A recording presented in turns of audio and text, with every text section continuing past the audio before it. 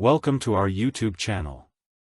Hi guys, tonight we slip quietly into another world, one that smells of wood smoke and damp wool. You are standing just beyond the flickering edge of a medieval crusader camp. The wind has teeth, it bites through your sleeves and nips your ears, while the stars above look like chips of ice. You probably will not survive this night without a thick blanket, a strong stomach and a little borrowed courage. So, before you get comfortable, take a moment to like the video and subscribe, but only if you genuinely enjoy what I do here and, as always, tell me in the comments where you are listening from and what time it is there. Now dim the lights, close your eyes and follow me into the story. You trudge through crunchy, half-dozen soil. The tents look ghostly under the moon, their outlines trembling in the wind. Every crusader here came expecting heat, a blazing desert, golden halos over Jerusalem. None of them imagined this kind of cold. It is the year 1097, near the mountains of Anatolia, and the temperature has dropped so low that armor rings like a bell when struck. Men from France and Flanders curse the climate, their breath rising in white clouds that hang between them like ghosts of unspoken regrets. The first Crusaders had never seen anything like this. They thought the East would be all sand and sunshine. The chronicles say their wine froze solid at night, their bread turned hard as stone and horses dropped in the dark from cold exhaustion. You picture yourself among them, stamping your feet trying to coax life into your fingers. The fires burn low because wood is scarce. The only trees worth cutting are miles away, and even then the damp logs hiss and spit instead of glowing. Metal armor is a poor companion in the cold. Every plate, every chain link acts like a refrigerator pressed against your skin. The early Crusaders did not know yet how to balance protection and warmth. They learned the hard way that the enemy was not only human but elemental. Frost could kill faster than any Sari's arrow.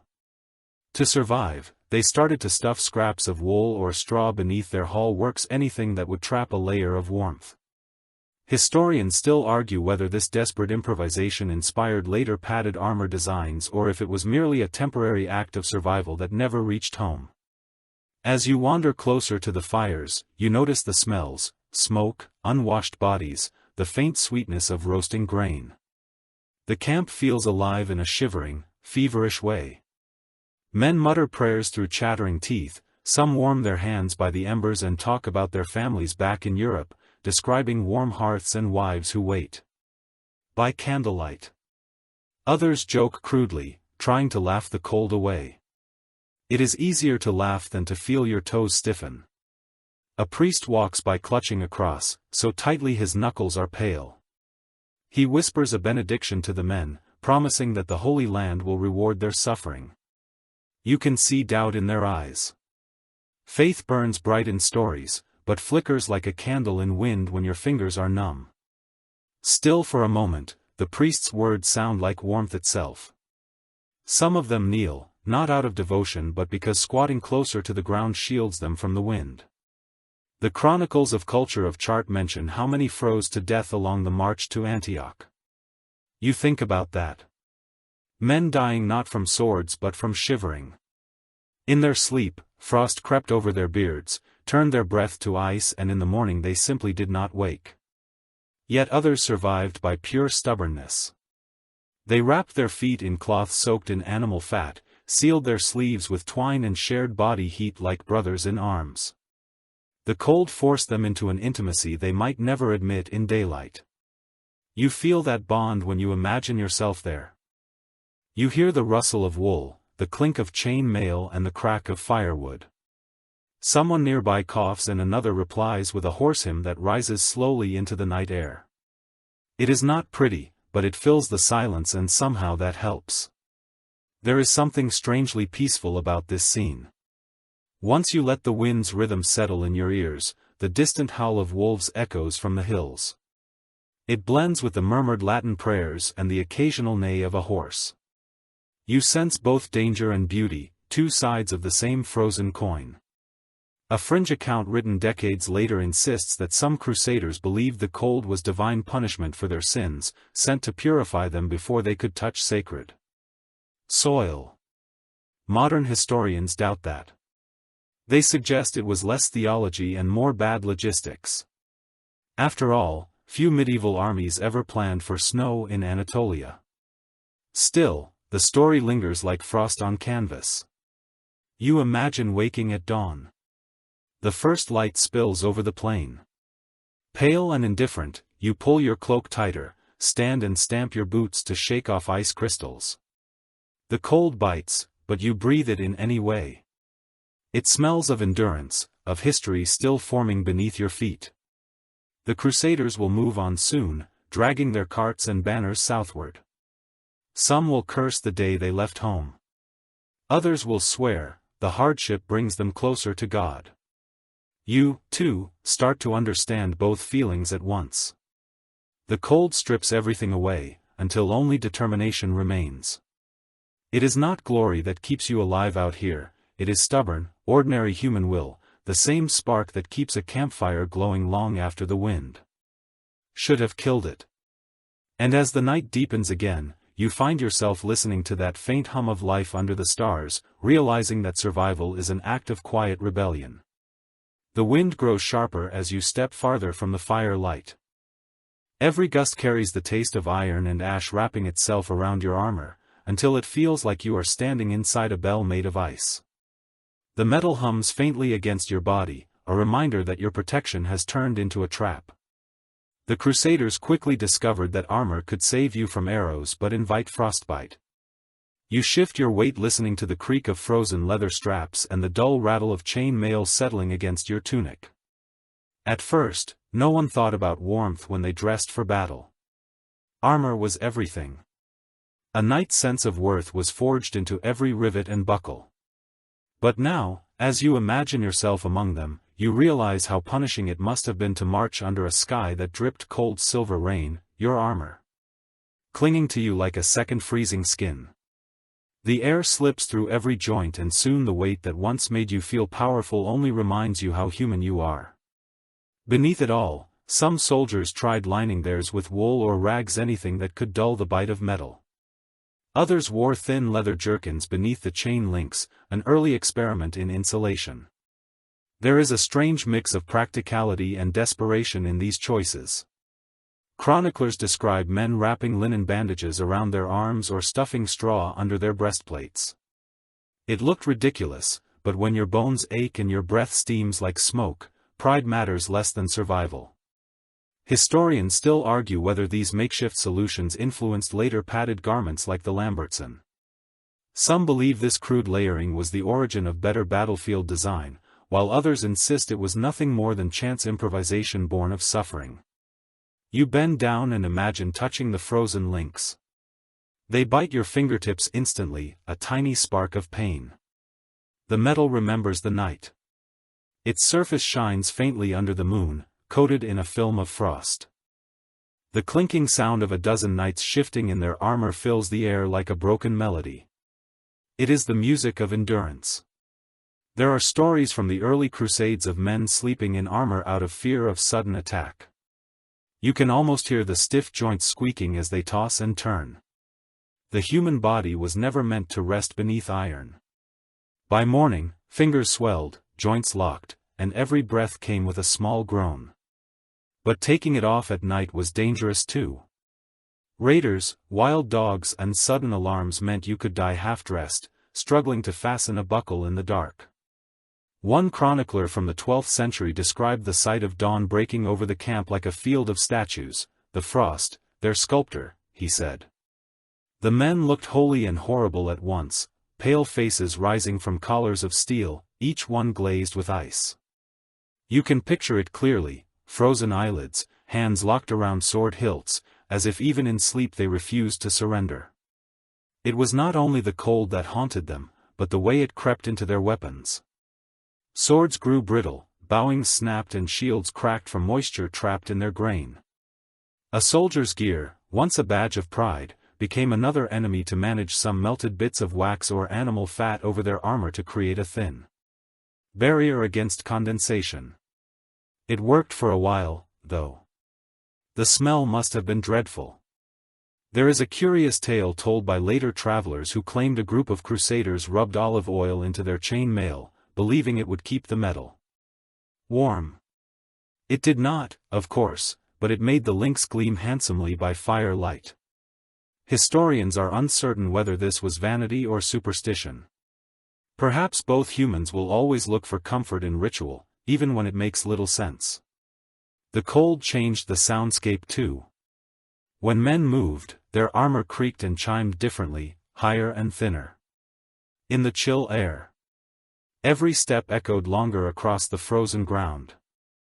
You imagine standing watch and hearing that distant metallic rhythm, knowing your comrades were near but invisible in the mist. It was both reassurance and warning. To deal with the chill, many began to strip off unnecessary plates when they could. Helmets were often left aside, except during battle, because the metal pressed ice against their cheeks. Some knights tied bits of cloth inside the helm as padding, hoping to trap a pocket of warmth. A fringe record mentions that certain crusaders began wearing fur-lined caps under their helmets, copying Eastern soldiers they met on the road. The idea must have seemed strange to them at first, almost decadent. But necessity overruled pride. Armor had once symbolized glory and discipline, but out here it became an experiment in endurance. Every layer was a question: protection or pain? Too much and you froze in your own sweat. Too little and the wind sliced through you like a knife.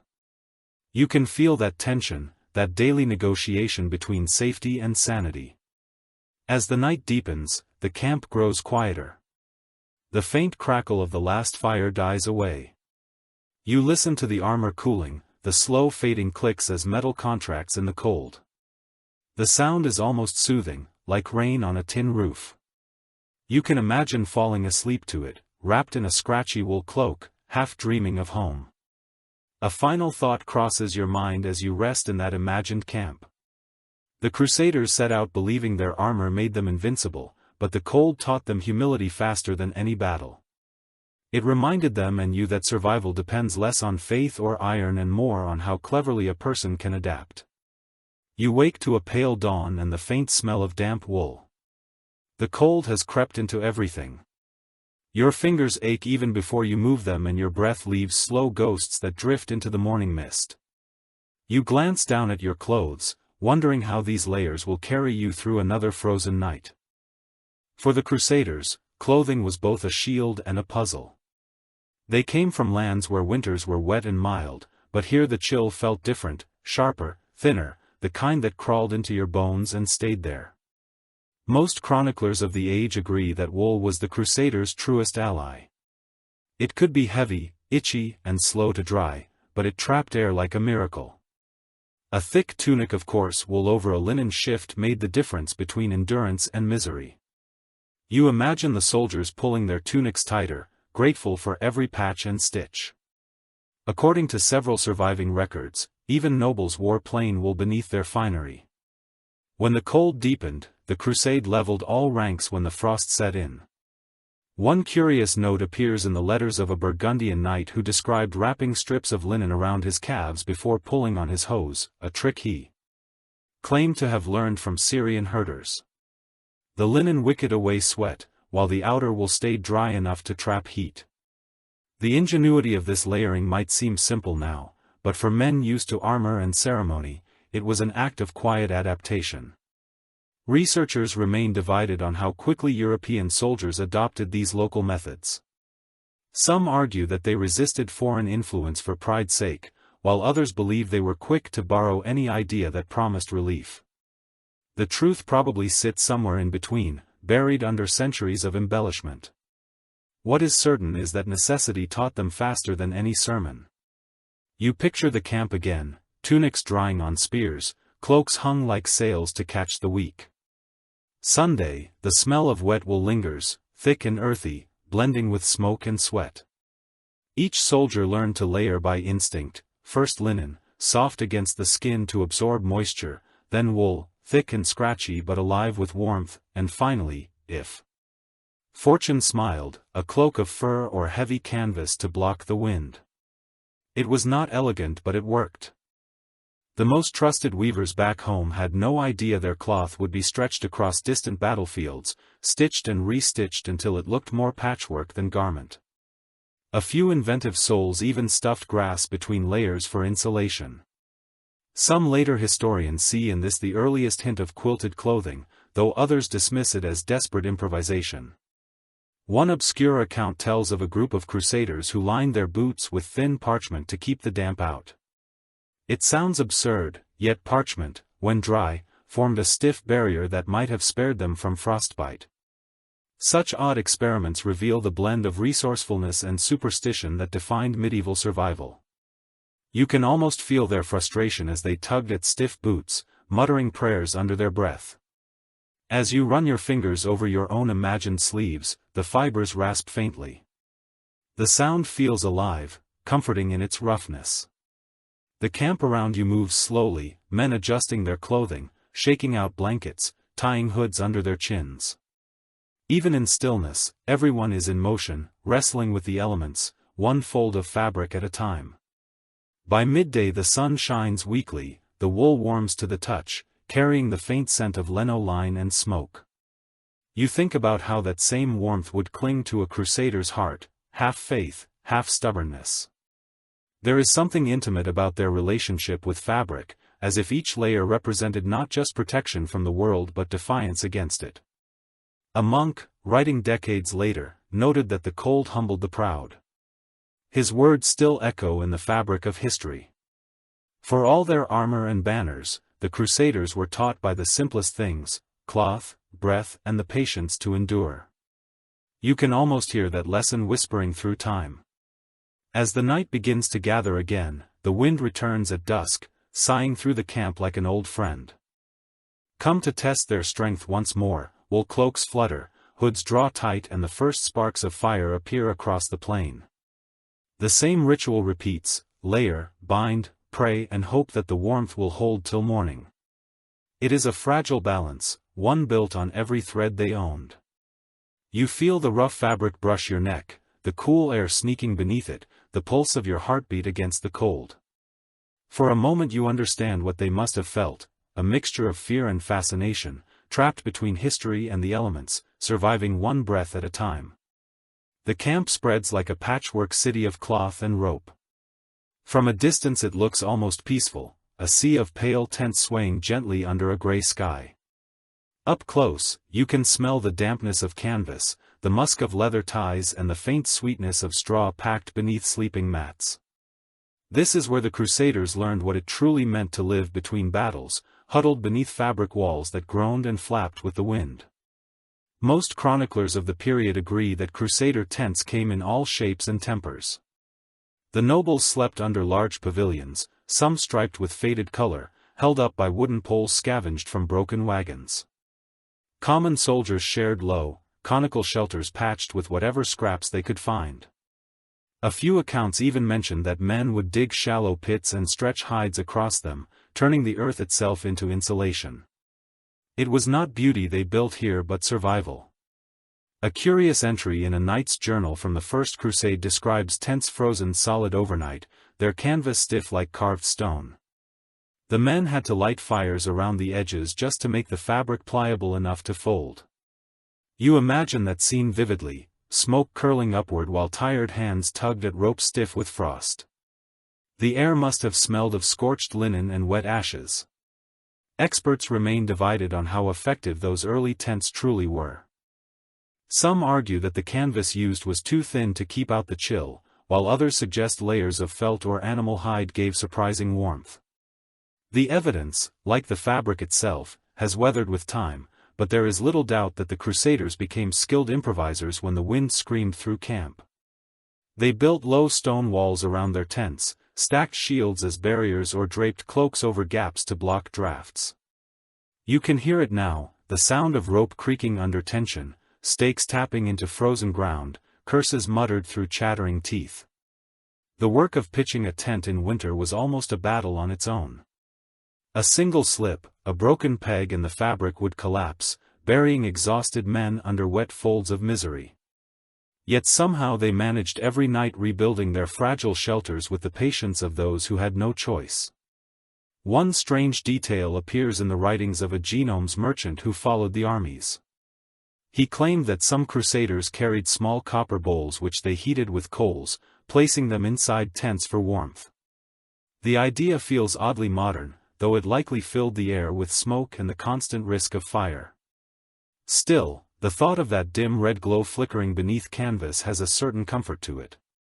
You can almost see the soft light playing across weary faces, the warmth too fleeting to waste.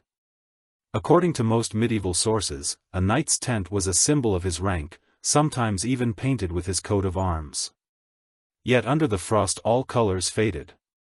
The cold stripped away distinctions. A noble might have more space to freeze in, but the cold treated everyone equally. In the poorer quarters of the camp, men shared shelters meant for 2 or 3, lying shoulder to shoulder on straw, their breaths mingling in pale clouds.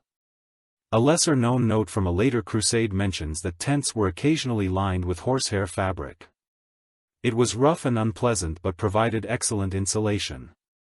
Whether that innovation came from Eastern traders or local soldiers remains uncertain, but it shows how necessity pushed invention forward. There is something poetic about the idea that warmth could be found in discomfort, that survival often required embracing what was once rejected. The nights were long and the tents turned into small worlds of whispered stories.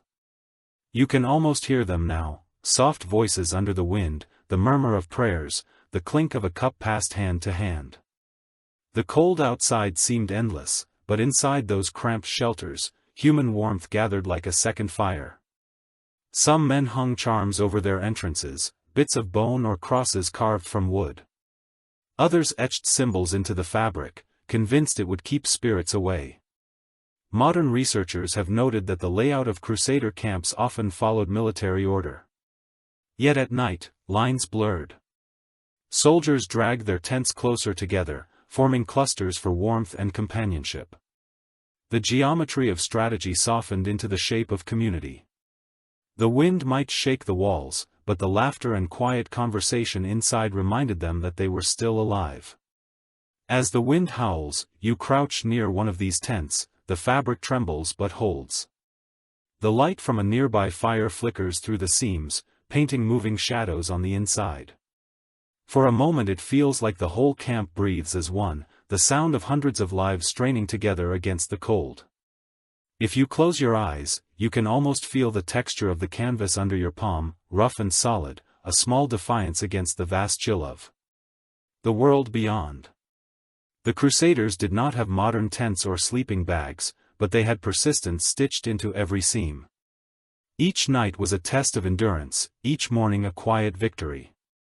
And as you stand there letting the fabric whisper and the embers crackle, you understand why the cold never broke them completely. It could freeze the air, stiffen the ropes and dim the stars, but it could not silence the will to endure. The fire is alive tonight, glowing low and orange at the center of camp. Sparks drift upward like tiny prayers, carried away by the wind before they can fade. You crouch close to the warmth, your hands spread over the coals, feeling the skin of your palms tighten and loosen with the heat. Every crusader knows that the fire is the heart of survival. It cooks, dries, warms and comforts. When the flames flicker, so does hope. Contemporary chronicles describe how fire-keeping became a sacred duty. Whoever guarded the embers through the night guarded the lives of everyone around them. The cold could snuff out a camp faster than any ambush. Even a thin bed of coals meant that breakfast would come sooner, that fingers could still move and that stories could still be told, the light of those fires stitched the darkness into something almost human. A curious note appears in the writings of a Norman knight who claimed some men slept in turns near the fire, rotating like clockwork to make sure no one froze or fell asleep too close to the flames. The idea seems simple now, but to them, it was a rhythm of survival. Each man trusted the one beside him to keep the light alive. Archaeologists have found traces of scorched stones at old Crusader sites, evidence that soldiers dug shallow pits for their fires to trap heat and shield the flames from the wind. This was clever, born of trial and error, a lesson learned under frostbitten moons. It remains uncertain who first discovered the technique, but many historians suggest it came from Edwin guides familiar with desert nights that turned deadly cold. Such cultural exchanges were often unspoken, yet they shaped the daily life of the Crusaders more than any sermon. The smell of smoke becomes your anchor, it clings to your cloak, seeps into your hair and never leaves your skin. Some accounts mention that the Crusaders used dung and dried grass when wood was scarce. The odor was unpleasant, but the heat was real. One odd tale from a lesser-known chronicler describes a group who roasted stale bread directly on their shields, letting it blacken and bubble. They ate it anyway, laughing between coughs of smoke. Hunger and humor often shared the same seat at the fire. Experts remain divided about how organized these nightly gatherings were. Some believe the fires were small and private, one per group of soldiers, while others imagine larger communal blazes that became places of song and confession. The truth likely changed with circumstance. A few embers in a storm meant survival. A roaring fire in calm weather meant companionship. The music of these camps was unrefined but heartfelt. Someone would hum a tune from home and others joined in, their voices trembling with both cold and memory. The flames reflected in their eyes, turning them golden and alive again. You can almost hear it now, that low chorus drifting across the tents, each note blending with the crack of firewood and the soft hiss of smoke. There is a strange comfort in the way light shapes the night. Inside its circle, faces glow warm and shadows dance just beyond reach. The Crusaders must have felt it too, the illusion of safety, the momentary forgetfulness. The fire was not only heat, it was civilization itself, drawn small and fragile against an endless wilderness. One peculiar report claims that certain commanders forbade singing after midnight, believing that laughter drew spirits. Whether superstition or discipline. Such rules remind you how thin the line was between fear and order. Out here, faith and fire were almost the same thing, both burned, both guided, and both could die if neglected. As you sit in silence watching the embers pulse like a slow heartbeat, it becomes clear why fire meant more than warmth. It was memory. Every spark carried whispers of other nights, other camps, other men staring into the same orange light. Even now, centuries later, the image feels timeless, humanity huddled around heat, surrounded by cold and uncertainty, finding comfort in shared breath and fading stories. You notice how your eyes grow heavy, lulled by the rhythmic pop of wood. The cold still presses at your back, but the fire holds it at bay. For a moment, the entire world narrows to that single glow. The sound of crackling replaces thought. The warmth draws close enough to make you forget how far from home you are. In the end, this is what survival looked like, not grand battles or shining armor, but the quiet ritual of tending a flame. It was the one small rebellion the Crusaders could win. Every night, as the wind sighs across the camp and the coals sink into darkness, you realize that history's greatest endurance often began with something as simple as keeping a fire alive. The night stretches long, heavy, with silence, broken only by the soft shuffle of boots on frozen ground. Inside the tents, men settle onto beds that hardly deserve the name. The fire's warmth fades quickly, and what remains is the cold press of the earth beneath them. You lower yourself to the ground too, and the chill reaches through your clothes like a slow, deliberate hand. This is what it felt like for the Crusaders, who learned that rest was never comfort but negotiation. Most contemporary sources mention that straw was the sleeping man's best companion. It was cheap, common and, when dry, a miracle of warmth. The men would gather it wherever they could, stuffing it beneath cloaks or spreading it on the floor of their tents. The faint rustle as they turned in their sleep became the lullaby of the camp. One chronicler wrote that he preferred the sound of straw to prayer bells because at least it promised a kind of peace. Archaeological traces found near old Crusader routes confirm the presence of burnt hay and reeds, suggesting that straw bedding was often reused until it rotted or caught fire. Some historians think the Crusaders learned from local shepherds how to mix straw with dry leaves to make softer bedding. Others argue it was simply the instinct of any traveler to use what the land provided. What matters is that this fragile layer of nature kept them alive through nights when frost thickened on their beards. A curious report from a German knight mentions using saddles as pillows and horse blankets as mattresses. The smell must have been unbearable, but the warmth was worth it. A different account, less credible but charmingly strange, claims that one group of soldiers lined their tents with feathers stolen from local markets, creating what they proudly called beds fit for heaven. Scholars doubt the truth of it, though they admit it reflects the human need to dream. Even in hardship, there was an art to arranging a sleeping space. In the cold, men would dig shallow hollows into the soil to block the wind and then spread straw in thick layers.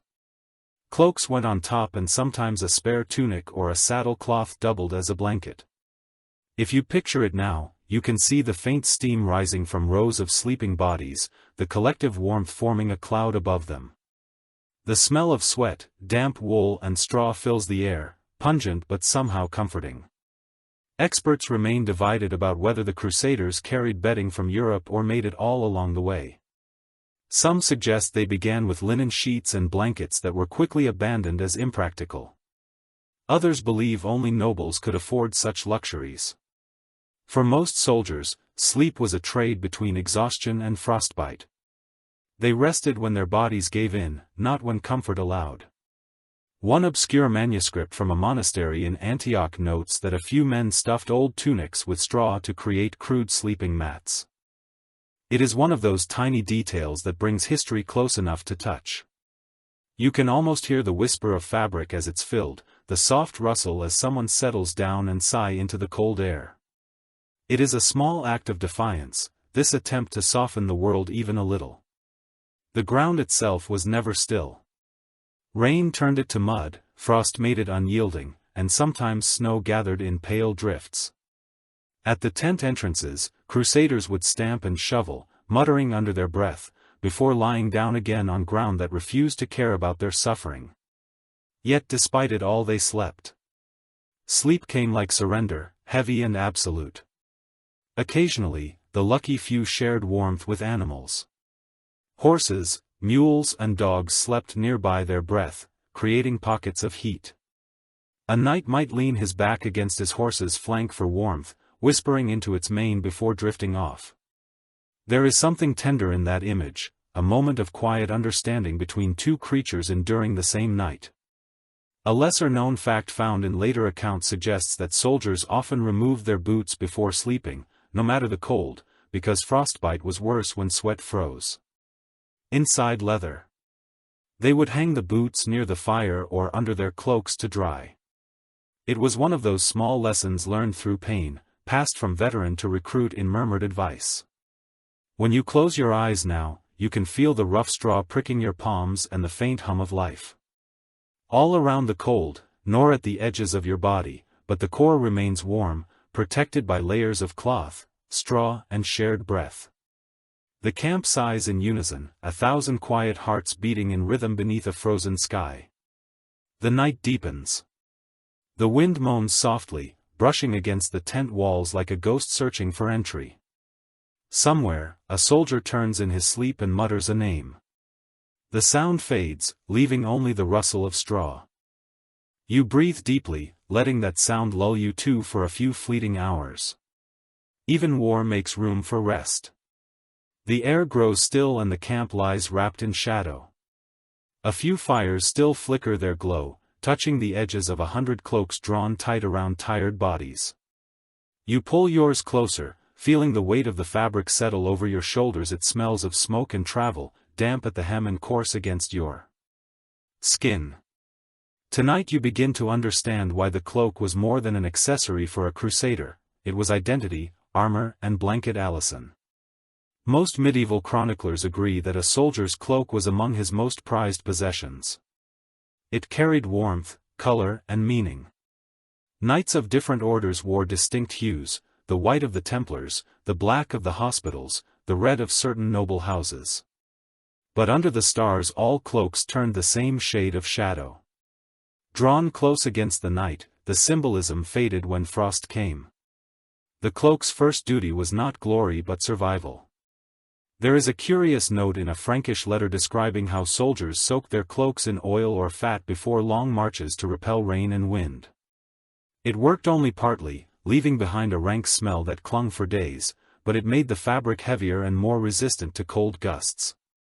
Some historians believe this crude waterproofing technique inspired later military practices. Others suggest it was simply desperation disguised as innovation. Whatever the truth, you can almost imagine that greasy sheen catching firelight, a dull armor against the elements. A forgotten chronicler from the Third Crusade tells of men sleeping rolled tightly in their cloaks like cocoons, heads covered, hands tucked in. The image feels both childish and touching, 1,000 grown men trying to imitate safety.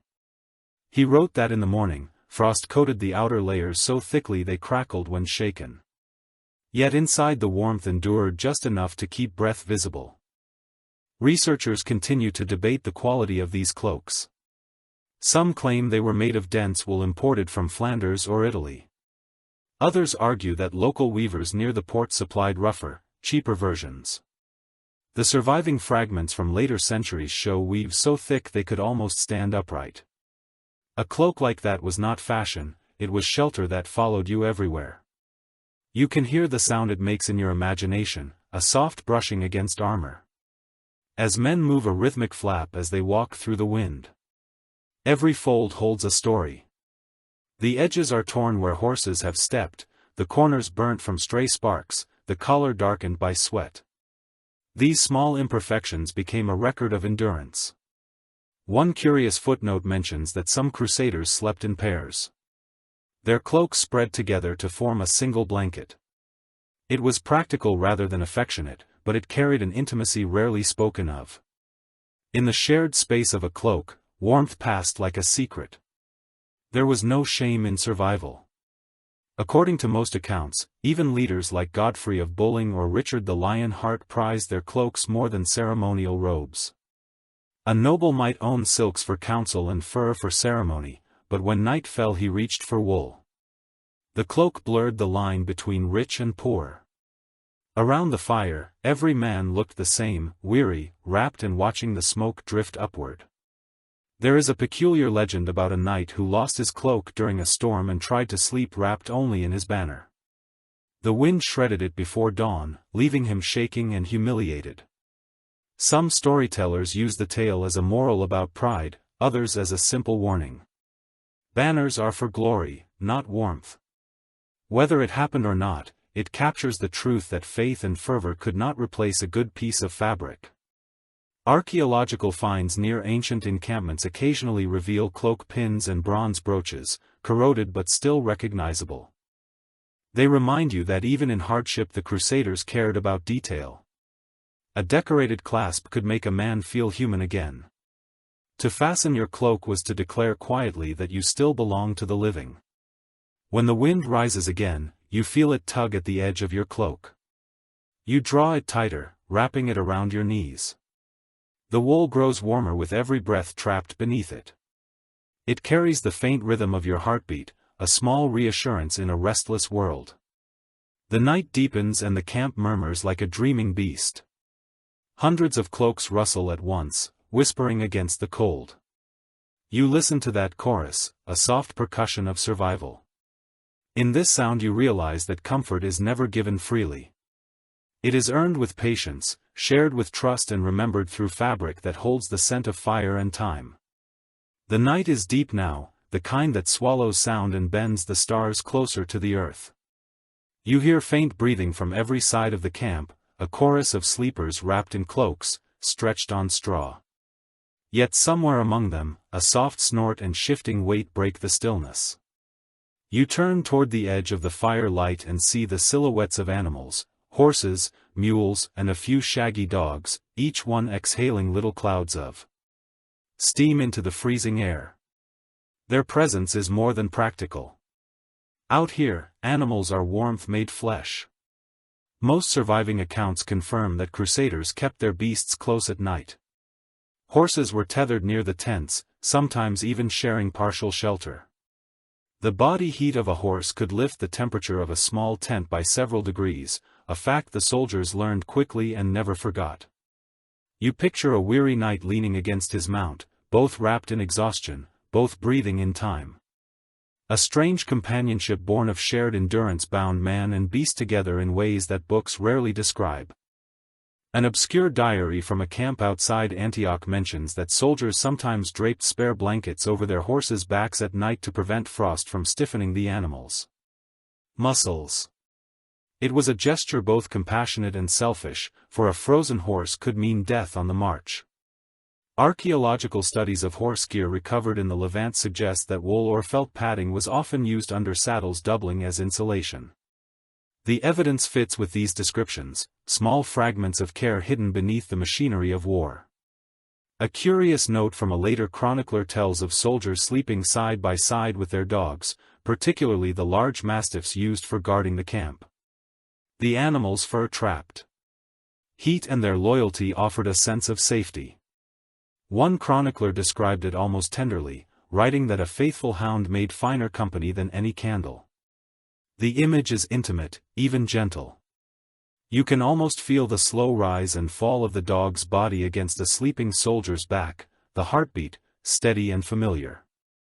Experts remain divided on whether camels were ever used for warmth during the early Crusades. Some sources suggest the Crusaders learned from desert traders to huddle near the animals' flanks when the wind grew cruel. Others argue that cultural distance and suspicion kept them apart.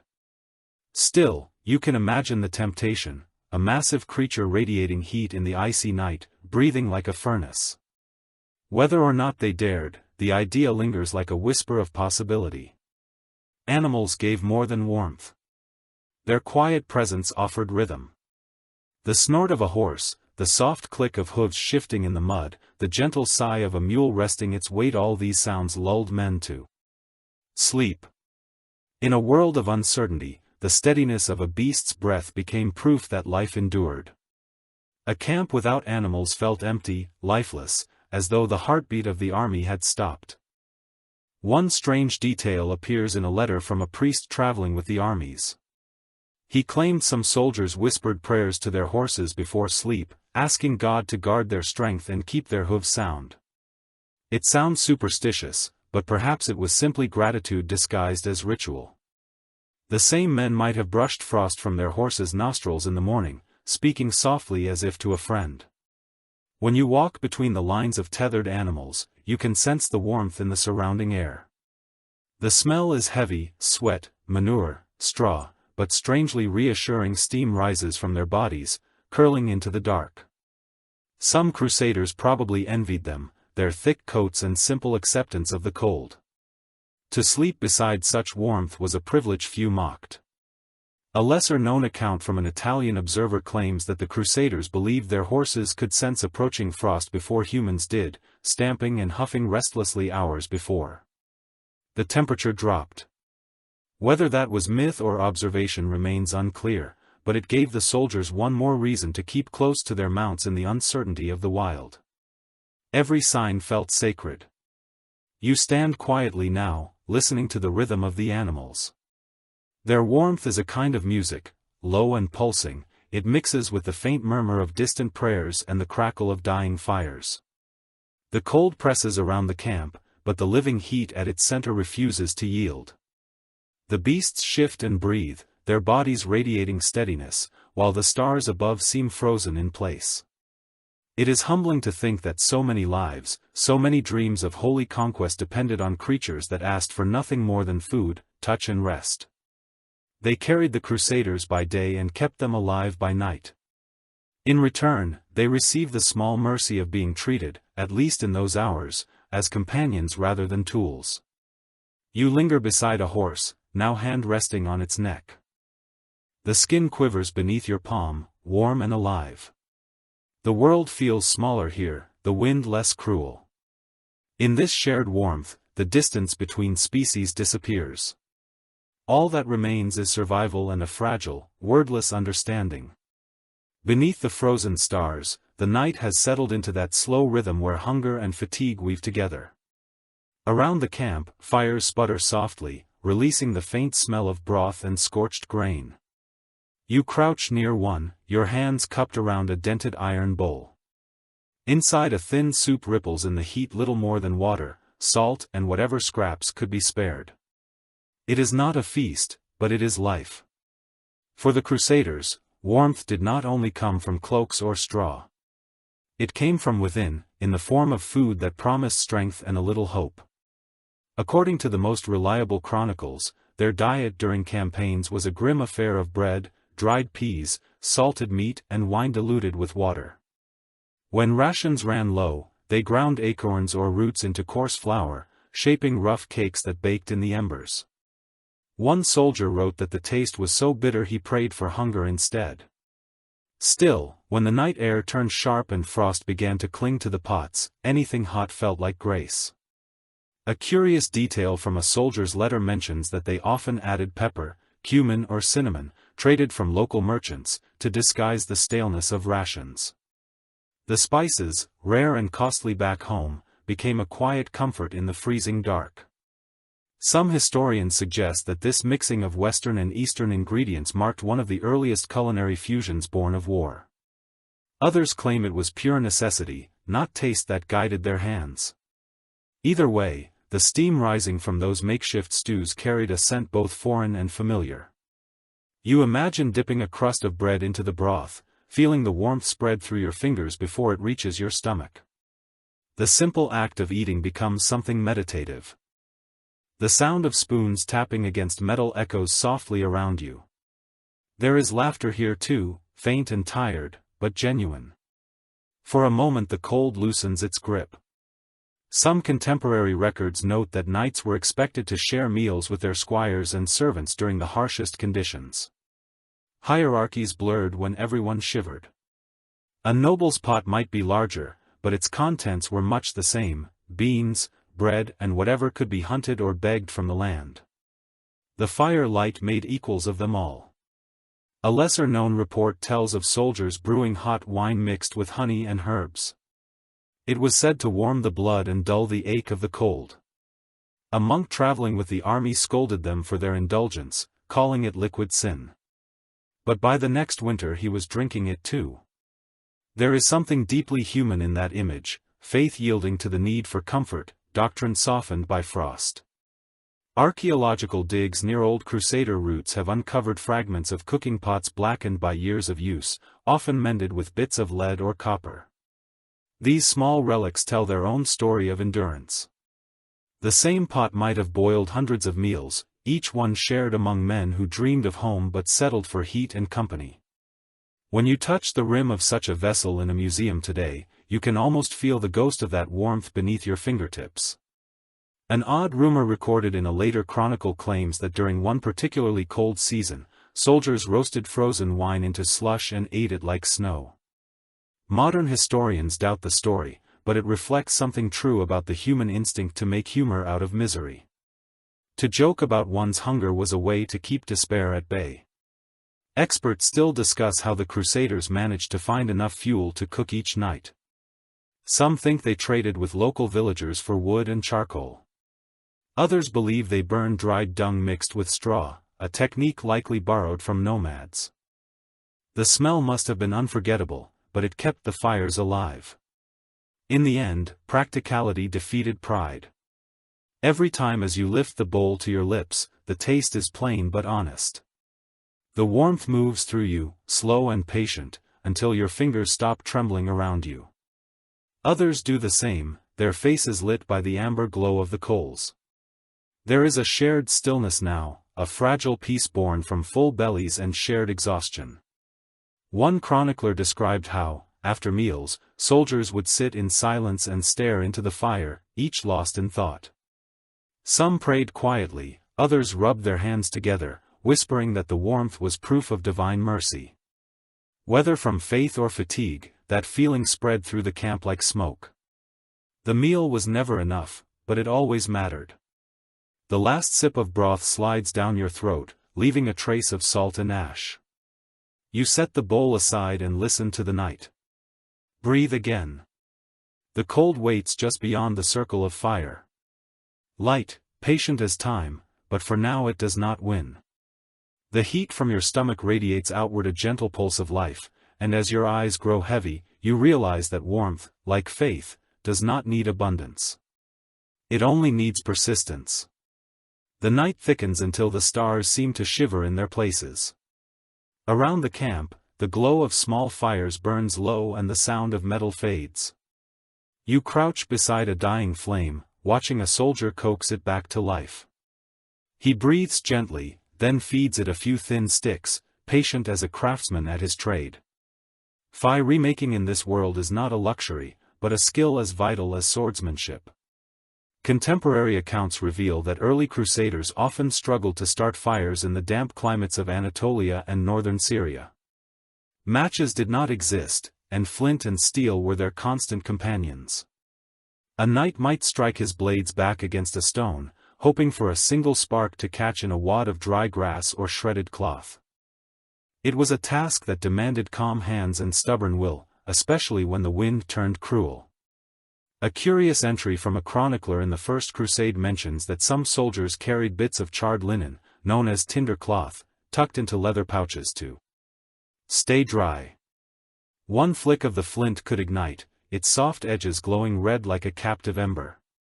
The process feels almost magical, a small act of defiance against the endless cold. Experts continue to debate whether these early armies learned improved fire-making from the locals or developed their own methods on the road. Some scholars argue that Edwin tribes taught them to strike flint against iron parides instead of steel, creating brighter sparks. Others believe the Crusaders stumbled upon the trick independently, driven by necessity. Whatever the source, this mastery of spark and breath kept thousands alive through countless bitter nights. One obscure traveler's tale insists that a band of crusaders prayed before striking their flints, believing that divine favor could guide the spark. The chronicler hints that they saw successful ignition as a small miracle. In a world where death was never far, it made sense to see holiness in a flicker of firelight. You can almost hear their soft cheers when the tinder finally glowed, faces bright with triumph over nature itself. The materials they used were rarely ideal: damp moss, shredded bark, even horse dung, anything that could smoke. Before it burned, the smell must have been thick and earthy, curling through the camp like incense of desperation. A soldier's hands blackened with soot were a mark of competence. Those who could make fire were valuable companions. Archaeological findings at Crusader sites reveal blackened stones arranged in tight circles, fire pits carefully shielded from the wind. Some even show traces of melted lead or iron, suggesting that they used the embers to repair weapons and melt arrowheads. Fire was not just warmth. It was industry, medicine, and ritual combined. A lesser-known report from a monk who traveled with the armies describes how he saw soldiers drying their soaked boots by holding them near the flames until the leather smoked. They laughed as the steam rose, pretending that the smell was proof their sins were leaving them. It was gallows humor, but laughter warmed better than any blanket. One fascinating footnote tells of men using bow drills when flint was lost, twisting wooden rods against dry boards until friction coaxed out a thin trail of smoke. The method was painfully slow and rarely successful. Yet it shows how far they would go for the promise of heat. You can almost feel the rhythm of their effort, the slow spin of wood, the rasp of rope, the momentary spark that drew gasps of relief. Researchers still argue about the importance of fire discipline in these camps. Some claim commanders limited open flames to avoid detection by scouts at night. Others insist that survival outweighed secrecy. Whichever was true, the fire's glow was both a comfort and a risk. Every flicker could betray their position, yet few could sleep without it.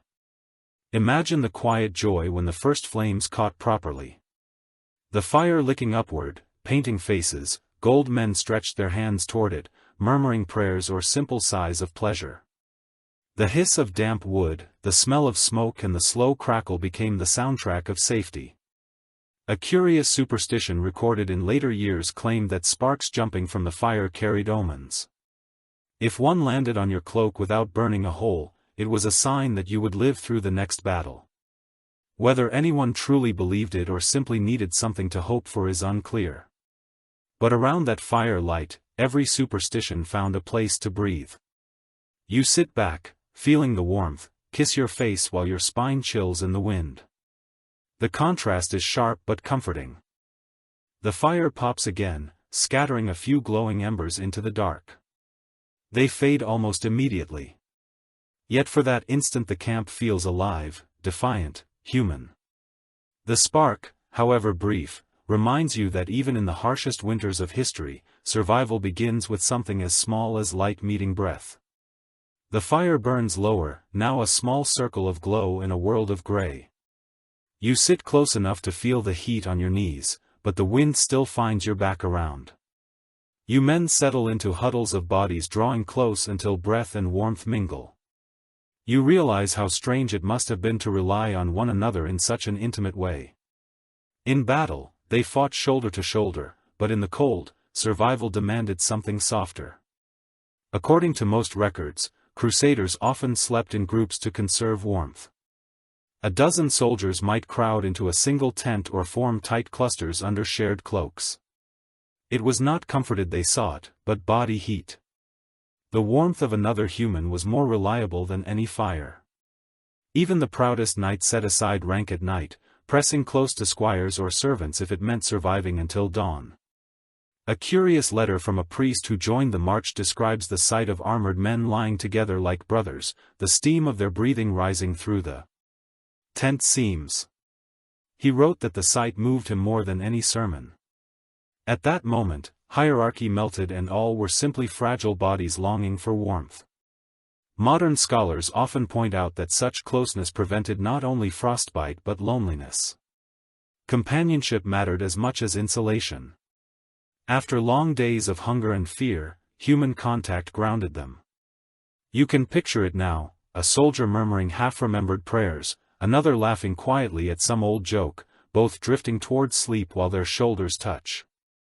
One odd detail from a surviving chronicle says that men sometimes slept in a pattern, feet to the fire and heads toward the outer cold, forming a star-like shape that kept everyone warm at the center. It sounds almost ceremonial, as if they were drawing warmth from one another. Through geometry, archaeologists have found patterns of fire pits and tent rings that seem to support this account, though no one can say for sure whether it was planned or instinctive. Experts remain divided on how much religious belief influenced these nightly gatherings. Some argue that prayer circles before sleep created emotional warmth that strengthened morale. Others think faith was merely something to fill the silence. Either way, the men who prayed together found comfort in the rhythm of shared words. Whispered Latin hymns floated through the darkness, blending with the sigh of wind and the faint crackle of distant embers. A lesser-known account from a Sicilian soldier mentions that those who felt most afraid often volunteered for watch duty. He said it was easier to face the cold than to lie awake listening to it. Yet when they returned to their tents at dawn, half frozen, others welcomed them wordlessly, wrapping them in spare cloaks. That exchange, that quiet kindness, was a warmth all its own. One peculiar observation found in a French chronicler's notes claims that some men kept smooth stones heated by the fire inside their cloaks, pressing them against their chests to trap warmth. When the stones cooled, they passed them to their companions to share what little heat remained.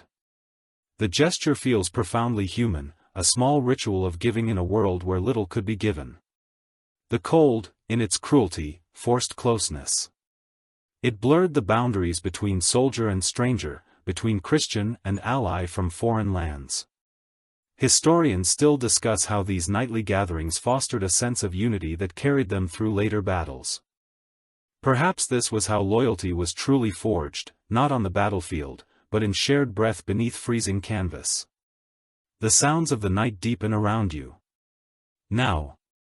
Someone coughs softly, another shifts and mutters something about home. The air smells of smoke, leather, and humanity.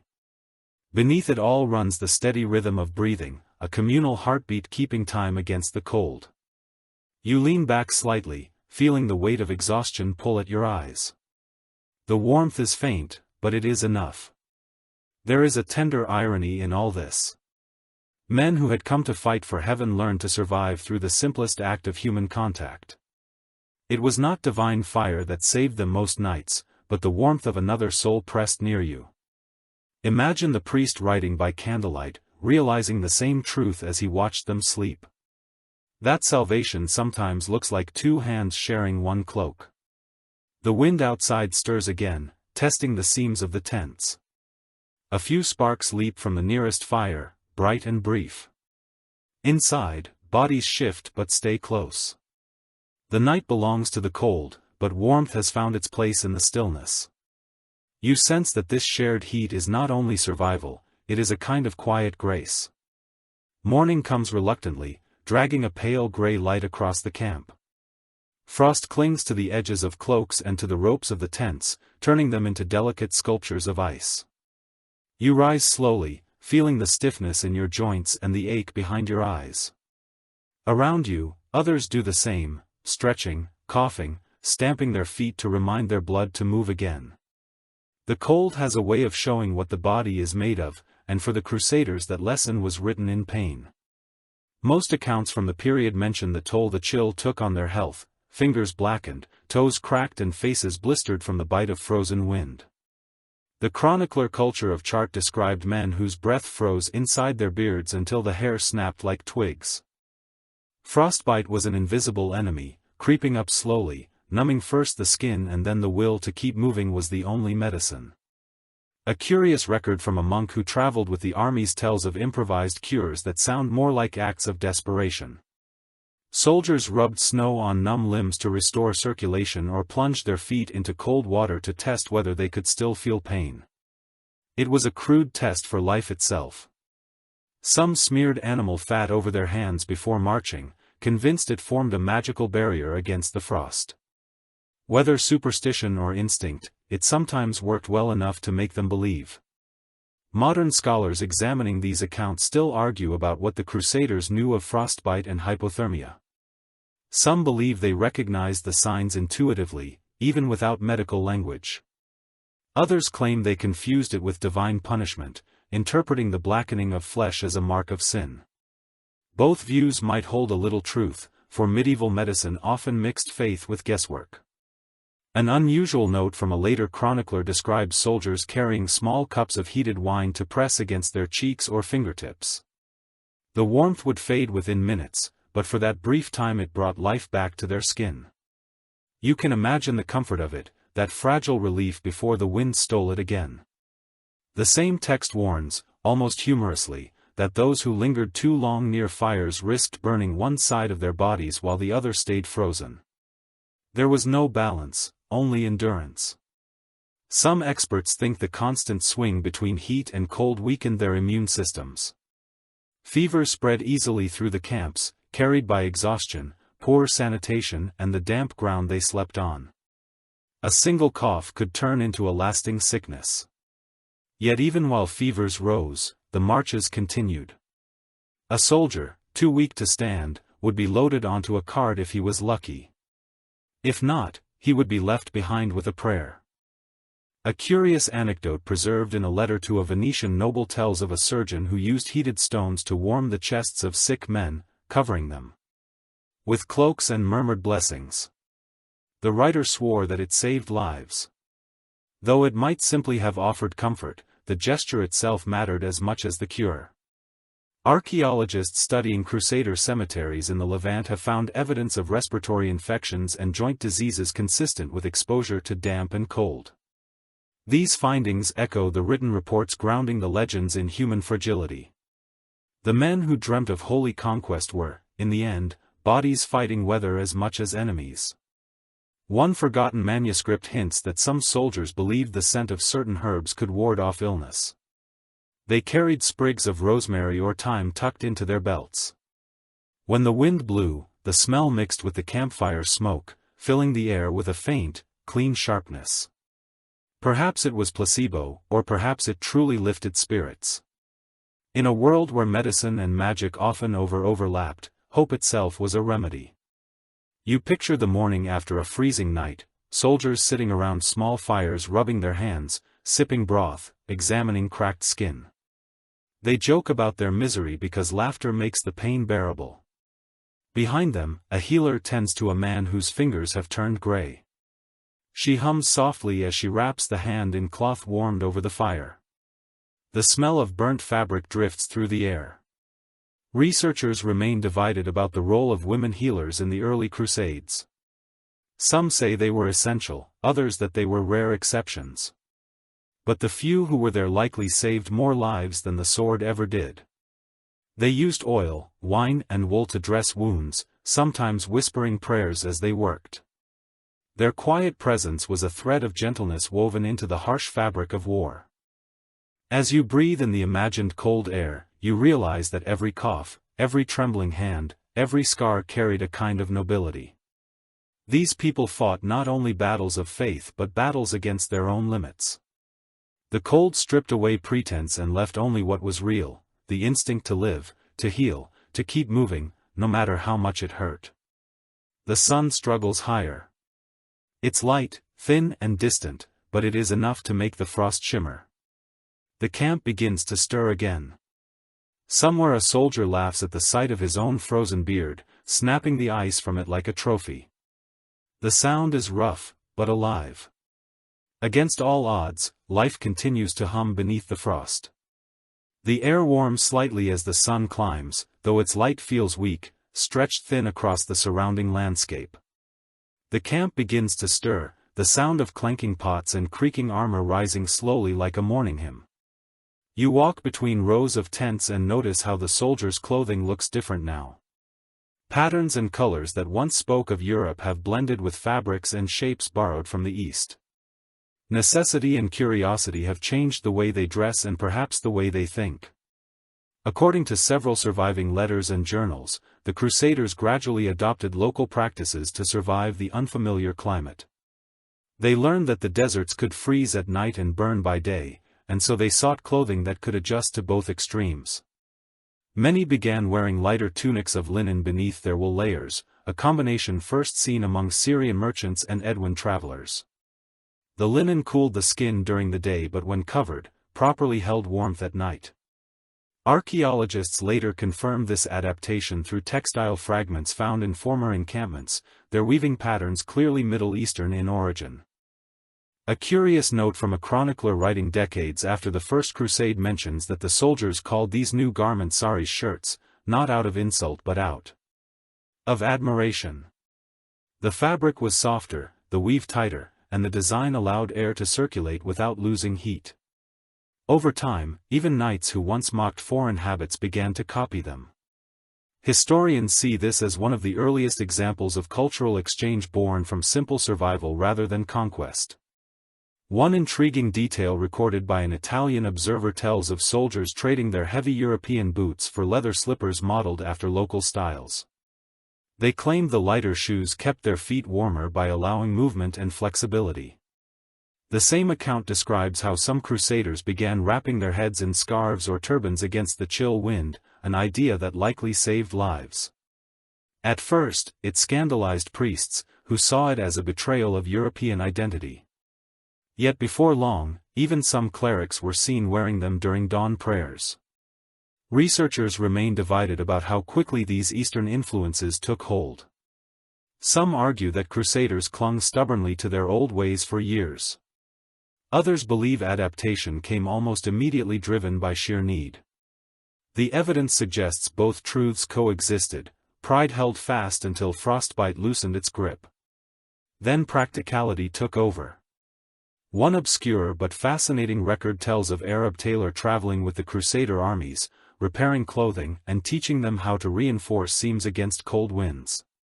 The text describes the exchange as quiet but respectful. You can imagine that scene, a tent filled with the soft rhythm of stitching, the smell of wool and oil, and two languages mingling over shared work. It is easy to forget that history is built not only by battles but also by small acts of cooperation. There is a rumor, half believed even then, that some crusaders began wearing undergarments soaked in vinegar, thinking it repelled insects and preserved body heat. Modern experts laugh at the idea, but it reveals how fear and folklore traveled hand in hand. What mattered was that people were experimenting, testing their limits, trying to make sense of a new world. A monk who chronicled these campaigns noted with surprise that by the second winter, many of the Crusaders looked less like the armies that had left Europe and more like a strange hybrid between East and West.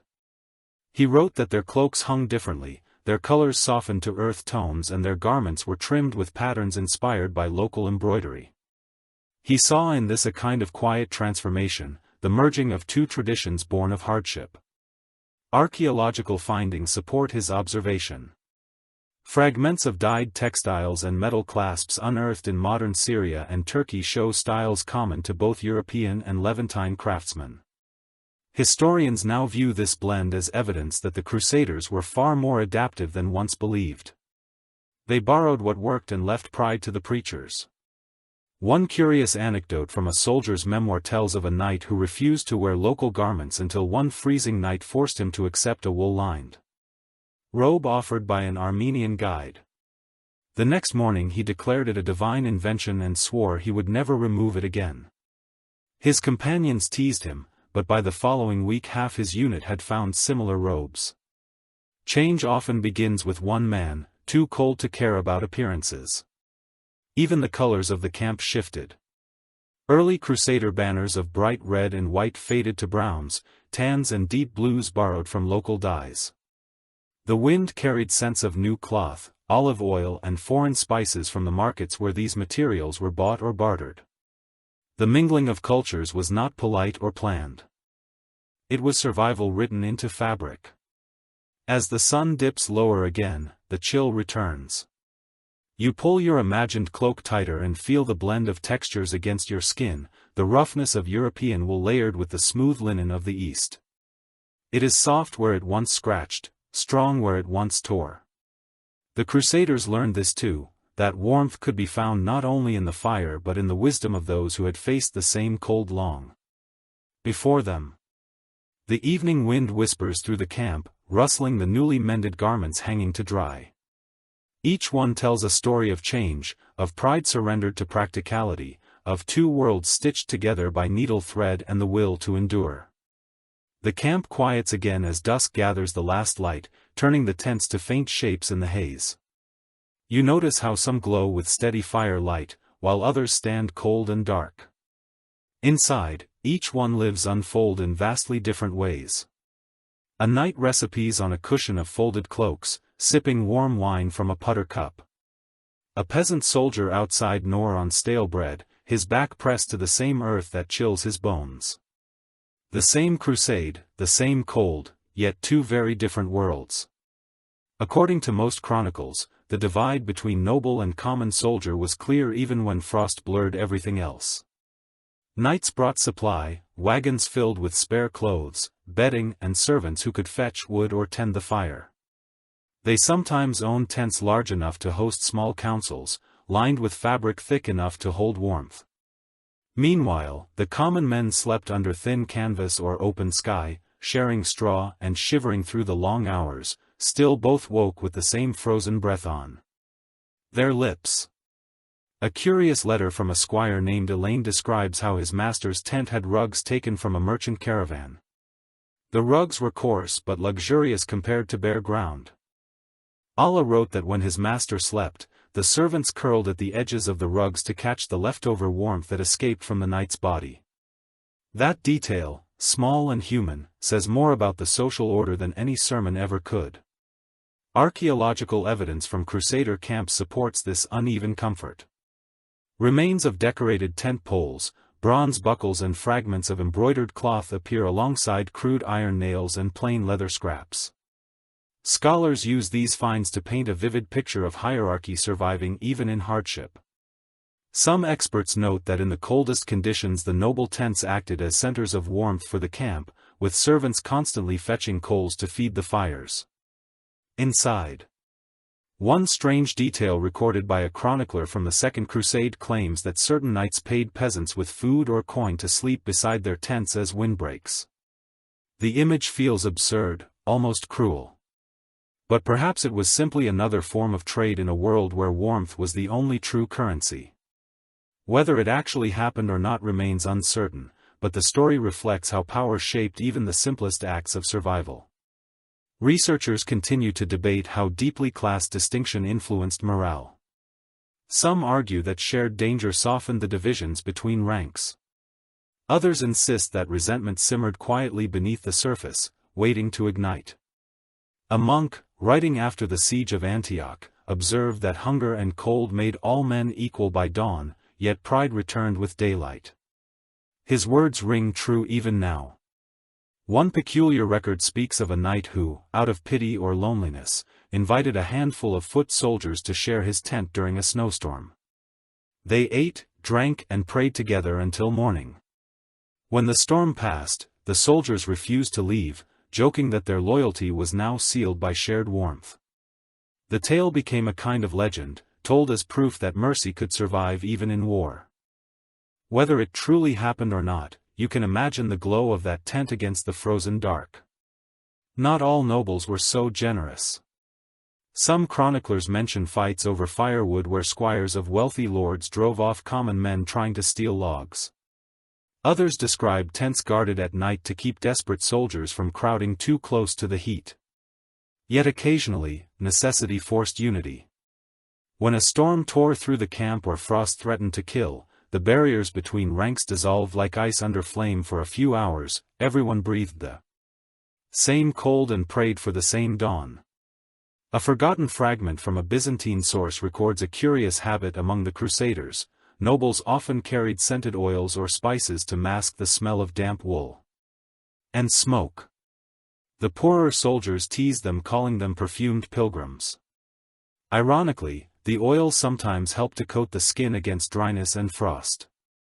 In trying to preserve their dignity, the knights may have stumbled upon a small form of protection that peasants later copied. When you walk through the camp in your imagination, you can feel both the distance and the closeness between these people. The tents of the rich glow softly, laughter drifting from inside. Outside, near the smaller fires, men speak in low tones, their faces shadowed but alive. A peasant strums a crude lute, a knight passing by pauses to listen before moving on. The cold binds them in silence that neither gold nor title can escape. Historians today often remark that the Crusades were as much about endurance as they were about faith. The cold tested everyone equally, but it revealed character differently. Wealth gave advantage, but it could not buy sleep without fear. Strength gave courage but not always comfort. The frost respected no one, and that truth, repeated every night, was perhaps the greatest equalizer of all. You stop for a moment and picture the final hours before dawn. The fires burn low and the nobles' tents stand still while the common men huddle under threadbare blankets. The wind sighs across, both without favor, and though the gulf between them remains, the same breath of frost touches all in that shared suffering. For just a heartbeat of history they are the same. Night arrives like a slow tide, pulling the last traces of light from the horizon. The camp grows quiet again, except for the occasional jingle of chain mail or the soft clop of a horse shifting its weight. A few figures move through the dimness, cloaked and cautious. These are the sentries, the ones who must stay awake when everyone else sleeps. Their task is simple to name and difficult: to survive, to guard the living against both enemies and the cold. According to the accounts of several Crusader chroniclers, the watch was dreaded almost as much as battle. Standing still for hours in the open night drained the body faster than any march. The sentries wrapped themselves in every layer they owned, cloaks doubled and hoods drawn tight. Some stuffed straw inside their sleeves or boots, desperate to trap the smallest trace of heat. Even so, frost would creep up from the ground, numbing the feet first, then the fingers and finally the will. A letter written by a Norman knight describes the trick of constant motion. He wrote that a good sentry never stopped pacing, circling his post in slow, measured steps to keep his blood moving. Those who stood still too long were found stiff by morning. It is a grim image, but one echoed in other records. To walk was to live, to rest was to freeze. Archaeological surveys of known Crusader sites have uncovered shallow trenches around the perimeters of old camps, sometimes lined with stones blackened by fire. Historians believe these were guard stations, small shelters where sentries could crouch beside coals for a moment's warmth before continuing their patrol. The traces tell of exhaustion written into the ground itself. One curious note from a later chronicler claims that the guards carried little bells on their belts so that officers could hear movement in the dark and know they were still alive. The idea might be more poetic than practical, but it captures the loneliness of those nights. Imagine the faint jingle echoing across the silent plain, proof that someone still endured. Experts remain divided on how much discipline governed these night watches. Some argue that the armies enforced strict rotations, each man taking his turn with military precision. Others believe it was chaos, a constant shifting of volunteers and bribes. One soldier might pay another with a piece of bread or a promise of favor to take his place. The cold made men inventive in their excuses. A curious fragment from a Byzantine observer describes how the sentries would carry small candles hidden behind their shields, using the light to watch for movement. In the dark, the flame was precious, both comfort and risk. A gust of wind could snuff it out, while a distant eye might see it flicker and mark the camp's position. To hold a candle in such a night was to balance fear against hope. There is an old superstition, mentioned in a monk's travel diary, that says a watch fire left unattended invited wandering spirits. The guards, perhaps half finest, muttered prayers as they fed the flames, speaking to the fire as if it were a living thing. "Stay with us," one wrote in the margins of his psalter, "for we cannot stay awake without you." That simple plea carries through time. A human voice trembling in the dark. Every sound carried far on those frozen nights. A snapping twig, a rustling tent, the distant cry of a wolf, it all seemed amplified by the emptiness. The centuries learned to read the language of noise. The wind had one tone, animals another, and human footsteps something else entirely. To mistake one for the other could mean disaster. One strange but recurring detail in multiple reports describes guards warming their hands over the barrels of their spears or swords, as if the metal could absorb heat. By will alone. It is almost childlike in its futility, yet deeply human in its persistence. When everything around you is frozen, even false warmth is better than none. Modern historians see the watch as a symbol of endurance, the moment where survival and discipline merged. To remain vigilant while the cold pressed close required not courage but devotion to the smallest tasks. Another step, another glance at the shadows, another whispered prayer.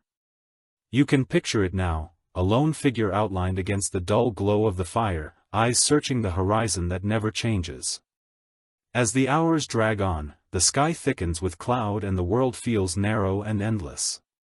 All at once, the sentry stamps his boots, blows into his hands and mutters that dawn will never come.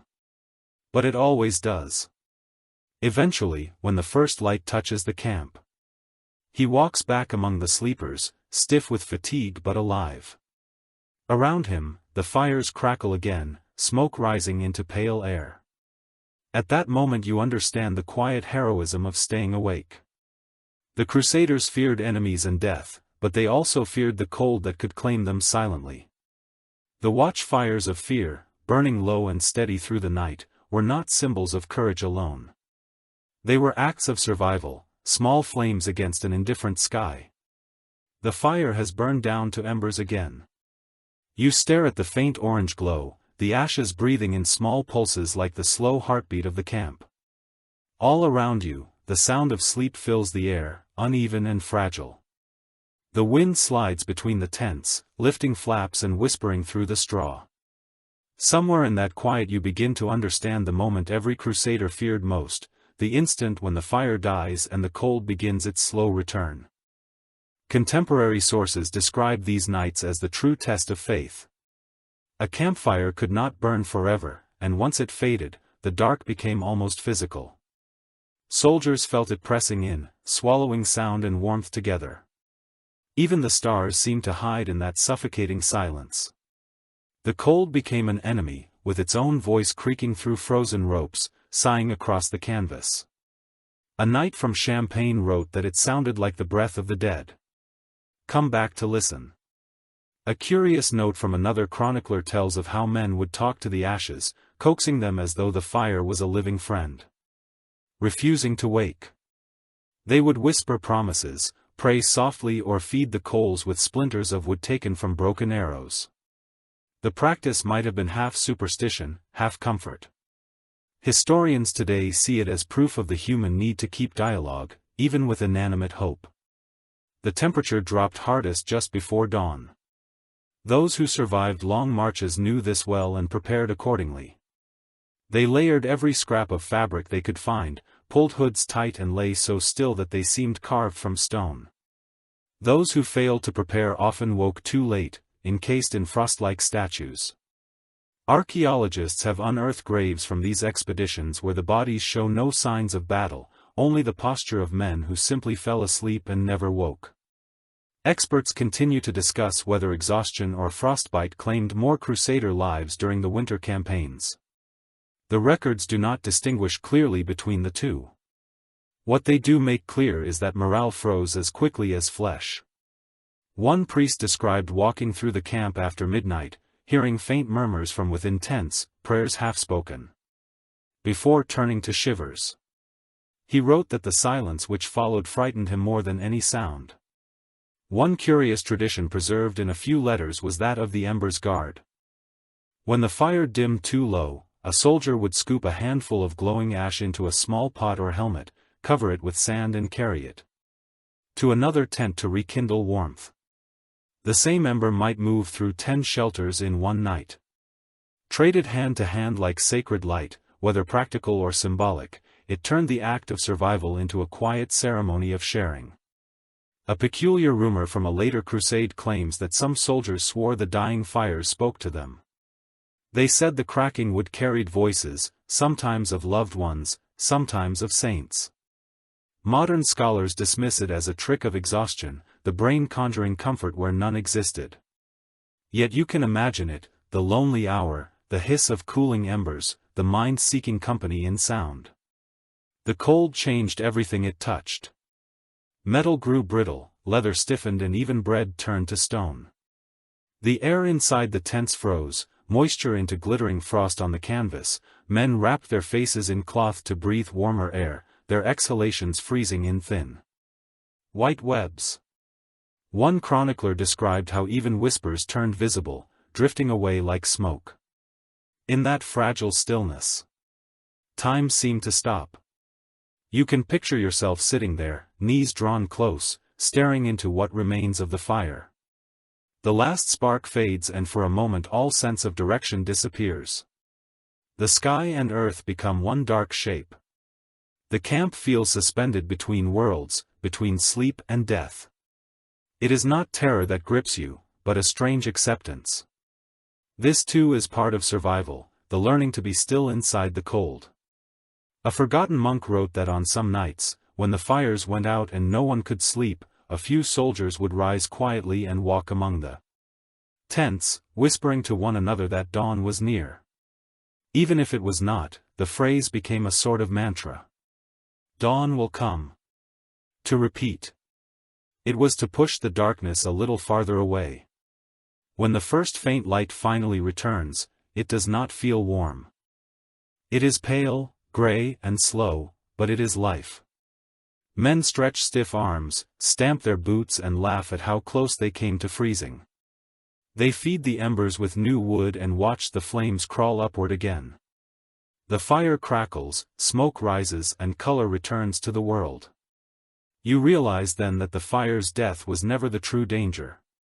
The real battle was in the waiting, in believing that warmth would return. The Crusaders learned to survive not by defeating the cold but by outlasting it.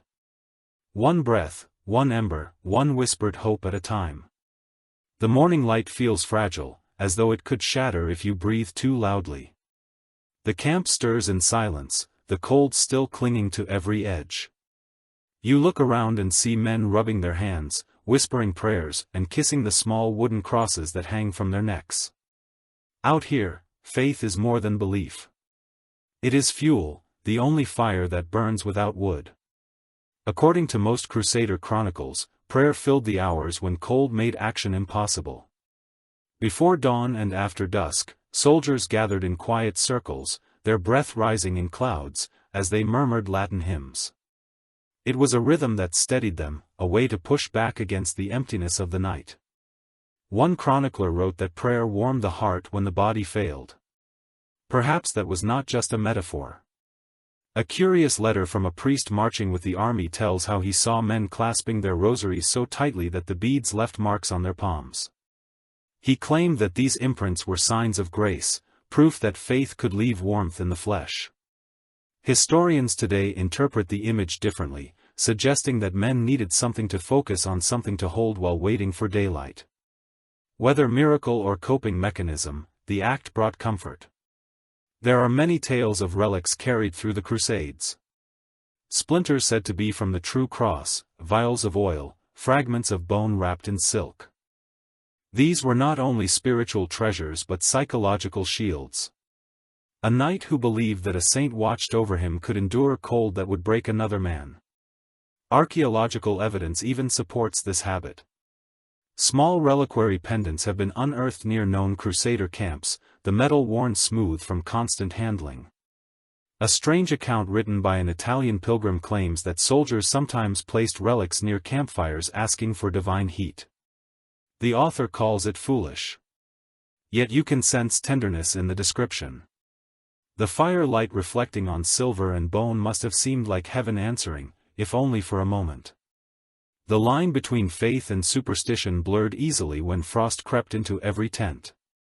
Experts remain divided about how deeply religion sustained morale during these harsh winters. Some argue that belief gave the men purpose strong enough to endure anything. Others point to moments of despair recorded in letters, when faith seemed to flicker as faintly as the coals. Perhaps both are true. The human spirit rarely moves in straight lines. It bends, wavers, and then stands again. A lesser-known anecdote describes a monk who walked the camp each evening, blessing each tent with a branch dipped in wine instead of holy water, because the real thing froze too quickly. The men loved him for it, calling him Father Frost. Even skeptics knelt when he passed. The ritual smelled faintly of sweetness and smoke, a sensory reminder that they were still part of something larger than themselves. One chronicler from the Second Crusade noted that men often prayed not for victory but for warmth. He wrote, "The cold was the sharpest sword, and we begged God to blunt its edge." His phrasing carries quiet poetry, the kind born from exhaustion. You can almost hear his voice, cracked from the wind, reciting words into the night. A curious practice recorded in several accounts involves communal chanting. When the cold became unbearable, groups of men would gather near a central fire and chant hymns together. The singing served both faith and physics. Voices kept them breathing deeply and the movement of air in their chests helped maintain warmth. One soldier swore the hymns lit heat in the ribs. Whether literal or not, the sound alone could ward off despair. Modern scholars studying these patterns of devotion sometimes note that the line between spiritual warmth and emotional solidarity was nearly invisible. To believe was to connect. When hundreds of men whispered the same words into the dark, the act itself built a kind of invisible shelter around them. Faith, like flame, spread through proximity. There is a fragment from a forgotten Latin sermon delivered during a freezing march. The priest said, "The Lord's fire is not seen but felt, and it moves through you as breath moves through frost." The soldiers remembered those words long after the sermon ended. Even now you can repeat them softly to yourself and feel how they fit the scene. The wind still prowls outside the tents, but inside the murmured prayers fill the air like soft music. The faces around the fire glow faintly, eyes closed, lips moving slowly. Whether they speak to God or to their own endurance, the effect is the same, warmth stirs again. Faith did not stop the frost from forming, nor did it heal cracked skin or aching bones. Yet it gave them the strength to face the next night, the next march, the next breath. You sense it even now, the quiet resilience that lives between one prayer and the next. In that fragile space, the cold retreats a little and the heart, for a while, forgets to tremble. The day wears on quietly. Smoke curls from small fires drifting upward into a sky as pale as worn linen. The camp hums with low voices, the shuffle of boots, the clink of tools. You notice how the men's clothing has changed again, a patchwork of colors and textures that no longer belong to one world where once every soldier dressed in. Heavy European wool, now linen, silk and cotton, mingle with it, foreign threads stitched by necessity. The cold has not disappeared, but the Crusaders have learned to face it with new wisdom gathered from those who knew the land before them. Contemporary records mention that traders from the East sold or gifted garments to the Crusaders, introducing them to fabrics that felt strange yet practical. Silk, though costly, proved surprisingly useful. It trapped heat close to the skin and resisted moisture better than rough wool. One chronicler described how a knight, skeptical at first, admitted that a layer of silk beneath his armor felt like a second warmth of the body. Archaeological evidence later confirmed that fragments of silk and fine linen were found in Crusader burial sites, a sign that practicality often overcame pride. A curious report from a Byzantine observer recalls that the Crusaders marveled at the desert dwellers who wore layered robes instead of heavy coats. The locals explained that still air trapped between the layers formed insulation. This simple principle impressed the soldiers, who began sewing extra folds into their tunics. Some historians even suggest that the fashion for quilted clothing in later centuries may have its distant roots in these early adaptations. One odd yet revealing detail appears in a letter written by a French squire who noted how his comrades began wearing long scarves wrapped around their necks and faces at night. He said it made them look like the heathens, but he admitted that it kept the frost from biting. Scholars find humor in the contrast between disdain and imitation, proof that survival often humbles belief. Experts remain divided on how willingly Crusaders embraced these foreign influences. Some claim they resisted, fearing contamination of their Christian identity. Others argue that daily suffering dissolved such boundaries quickly. Evidence suggests that adaptation spread first among the lower ranks, who traded and mingled more freely with locals. Nobles followed slowly, but by the second winter, even they could be seen wrapped in Eastern cloaks colored in soft blues and browns instead of the stark tones of Europe. One obscure anecdote mentions a group of Flemish knights who tried to copy Turkish fur-lined boots but used sheep wool instead of fox or goat. The result, according to the chronicler, was comfort for a single night and disaster the next, as the wool soaked up, dew and froze solid. The story still circulates among historians as an example of trial and error at its most human. Trade with local markets became a quiet lifeline. Crusaders bought or bartered for cotton, cloth, sheepskin or felted hats, learning from merchants who had mastered the art of keeping warmth in thin air. The camp smelled of new fabrics and foreign dyes, mixed with the smoke of cooking fires. At first this scent reminded them of strangeness, but eventually it became the smell of survival itself. A lesser-known traveler's journal describes how Eastern tailor began to follow the crusading armies, repairing clothes and teaching soldiers to mend their own garments. The author writes of seeing a line of men waiting patiently by lamplight, their cloaks spread out on the ground as to patch them with colorful scraps. Those bits of color must have stood out against the dust and frost, small sparks of life stitched into the bleakness. There was resistance too. Some priests condemned the wearing of local dress, calling it a temptation toward vanity or sin. Yet even they were seen, by the end of one harsh winter, wearing fur-lined gloves bought from Muslim traders. Survival softened dogma faster than argument. Ever could modern textile historians studying this period note that the blending of European and Middle Eastern materials left a permanent mark on fashion, techniques of layering, the use of quilted linings and even the idea of the hooded cloak spread through returning Crusaders into later medieval Europe. The cold had taught them to innovate, but it was cultural exchange that gave those innovations shape. You picture the camp now in its full transformation, soldiers moving through fog, their clothing flowing and layered, their silhouettes, less rigid, more fluid. The colors are muted but warm, the fabrics rustling softly instead of clanking like metal. They look less like invaders and more like wanderers who have learned to listen to the land. As evening falls again, a breeze moves through the tents, lifting the edges of those hybrid garments and making them flutter like banners of peace rather than war. You can almost hear the quiet acceptance in the air. The cold remains patient and impartial, but the Crusaders no longer meet it as strangers wrapped in the knowledge of others. They have learned that survival sometimes begins with humility, the kind that allows one to borrow wisdom from those once called enemies. The fires flicker back to life and the night glows, with the soft hues of woven fabrics catching the surrounding light. The camp breathes easily. In this mingling of textures, threads and warmth, you can feel history stitching itself together, one patient seam at a time. The sky fades to a bruised violet and the wind carries the sharp smell of distant snow. Tonight you walk among men who have learned to read the weather like scripture. They know the sound of frost forming on grass, the shift in the wind that means a river will freeze by dawn. These are lessons written not in books but in aching bones. When the Crusaders marched through winter landscapes, the cold became their constant adversary, shaping every movement, every strategy, every breath. According to most chronicles, the Crusaders were woefully unprepared for the winters of Asia Minor and the Balkans.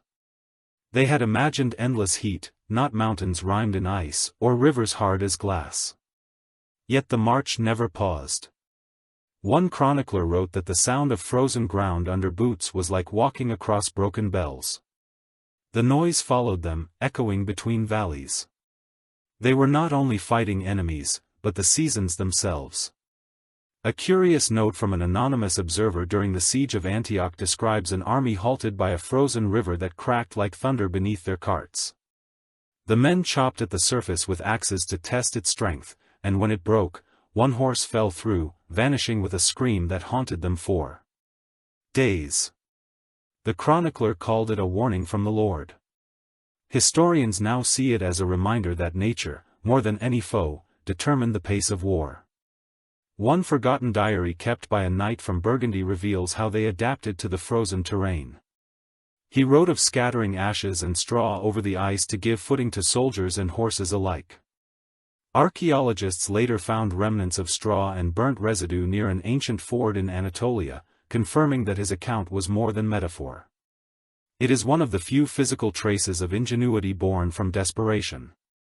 Experts continue to discuss how these winter marches reshaped Crusader tactics. Some claim that the cold forced cooperation between rival factions because survival outweighed politics. Others argue that it deepened division as those with supplies hoarded them against the poor. Both sides may be right. The cold has a way of revealing the best and worst in people. A peculiar anecdote from a Genomes traveler speaks of soldiers wrapping cloth around their weapons to keep metal from freezing to their hands. He described it as a strange sight, blades swaddled like infants, spears bound with scraps of linen. The same man noted that armor sometimes froze to the skin after crossing icy streams. To remove it required pouring warm wine over the joints, a luxury most could not afford. The march through frozen fields left scars even on the land. Contemporary sources mention abandoned wagons half buried in snow, their wheels frozen solid. Horses fell and were stripped for leather before their bodies stiffened. The silence of those plains must have been unbearable, a soundless world where breath steamed like smoke and footsteps vanished without echo. One chronicler recorded a strange miracle near the city of Mash. The army, desperate for water, found a stream that had frozen clear and solid. They broke through the ice and beneath it, fish still swam lazily in the current. The men took it as a divine sign and called the place the River of Living Glass. Scholars today doubt the story, but appreciate its poetry. In the midst of hunger and frostbite, faith gave shape to beauty where little could be found. There is another curious detail. In a soldier's report from the Second Crusade, he claimed that snowstorms sometimes saved them from ambushes by blinding enemy scouts. The same storms, however, buried their fires and froze their provisions. To light a flame in those conditions meant kneeling in the snow, cupping the spark like a prayer. You can almost feel that moment, the shivering hands, the faint glow reflected in the snow, the stubborn refusal to surrender to darkness. Archaeological traces found in the passes of the Taurus Mountains show fragments of metal buckles, cooking pots, and horseshoes scattered across the terrain. Many were bent or broken as if abandoned mid-march. The evidence matches written descriptions of men forced to leave their belongings behind when the cold made carrying them impossible. The mountains became both graveyard and monument to human endurance. Modern historians often describe these winter marches as the crucible of the crusading experience. They stripped away illusion and left only survival. The holy purpose faded into something simpler and more honest, the will to keep walking. You can picture the line of figures trudging through snow, their cloaks stiff, their breath forming halos around their faces. Behind them, the frozen landscape stretches silent and endless ahead. A faint hope glimmers, like the promise of spring. When night falls again, the camp glows faintly beneath the stars, fires flickering against snow banks. The men huddle closer than before, sharing warmth and stories of the day's march. The cold presses in but cannot quite win. The wind howls across the plain, but the fires answer crackling like small defiances in the dark. In that rhythm, the hiss of flame, the whistle of wind, the murmur of human voices, you hear the heartbeat of endurance itself. The air grows thinner as you climb a low ridge, the ground crunching underfoot like powdered glass. Around you, the camp is a hive of activity. Men are busy digging shallow pits, stacking stones and dragging wooden shields into odd positions. It takes a moment to understand what you are seeing. These are not preparations for battle, but small acts of engineering meant to tame the cold. The Crusaders, once helpless before the elements, have learned to fight back with their hands and their wits. Most medieval records agree that the soldiers became astonishingly inventive during the harsh winters of their campaigns. They dug trenches around tents to block the wind, built earth mounds behind fires to reflect heat inward, and sometimes even constructed makeshift ovens out of clay and brick scavenged from ruins. The same men who once struggled to start a spark now shaped the earth to hold it. One curious passage in the writings of a Byzantine observer describes a scene where a group of soldiers cut their shields into curved panels to form a semicircle. Behind a fire, the wood, darkened by battle scars, reflected the heat like a mirror. According to the writer, they called this contraption the knight's hearth. Archaeologists later uncovered scorched wood fragments matching such descriptions near the site of an old winter encampment. Another soldier writing to his family in France told how they used helmets filled with hot stones to warm their tents. The method was simple: heat the stones beside the fire until they glowed faintly, then carry them inside using bits of cloth to avoid burns, placed beneath cloaks or under straw bedding. The stones released slow, steady warmth through the night. Modern historians call this the earliest recorded form of field heating. Experts continue to discuss whether these innovations spread from Eastern traditions or were born from necessity. Some claim that Crusaders borrowed techniques from local villages accustomed to cold desert nights. Others believe such ideas arose spontaneously among weary soldiers trying anything that worked. Whatever their origin, these small adjustments turned survival from chance into craft. A curious note found in a later chronicle mentions that soldiers even redirected smoke from campfires by digging narrow trenches, creating vents that carried heat into sleeping spaces without filling them with fumes. The system resembled primitive chimneys, a design century ahead of its time. To imagine these rough warriors bending over the earth, shaping it with purpose, is to see them not as conquerors but as artisans of endurance. There is also the story of an anonymous carpenter from Burgundy who built what one chronicler called a wall of warmth. He constructed a windbreak of woven branches covered in mud, drying it by the fire until it hardened into something like clay. Behind this barrier, the men slept in relative comfort, protected from the biting wind. Though scholars debate the truth of the account, they agree that such ingenuity reflects a mind sharpened by necessity.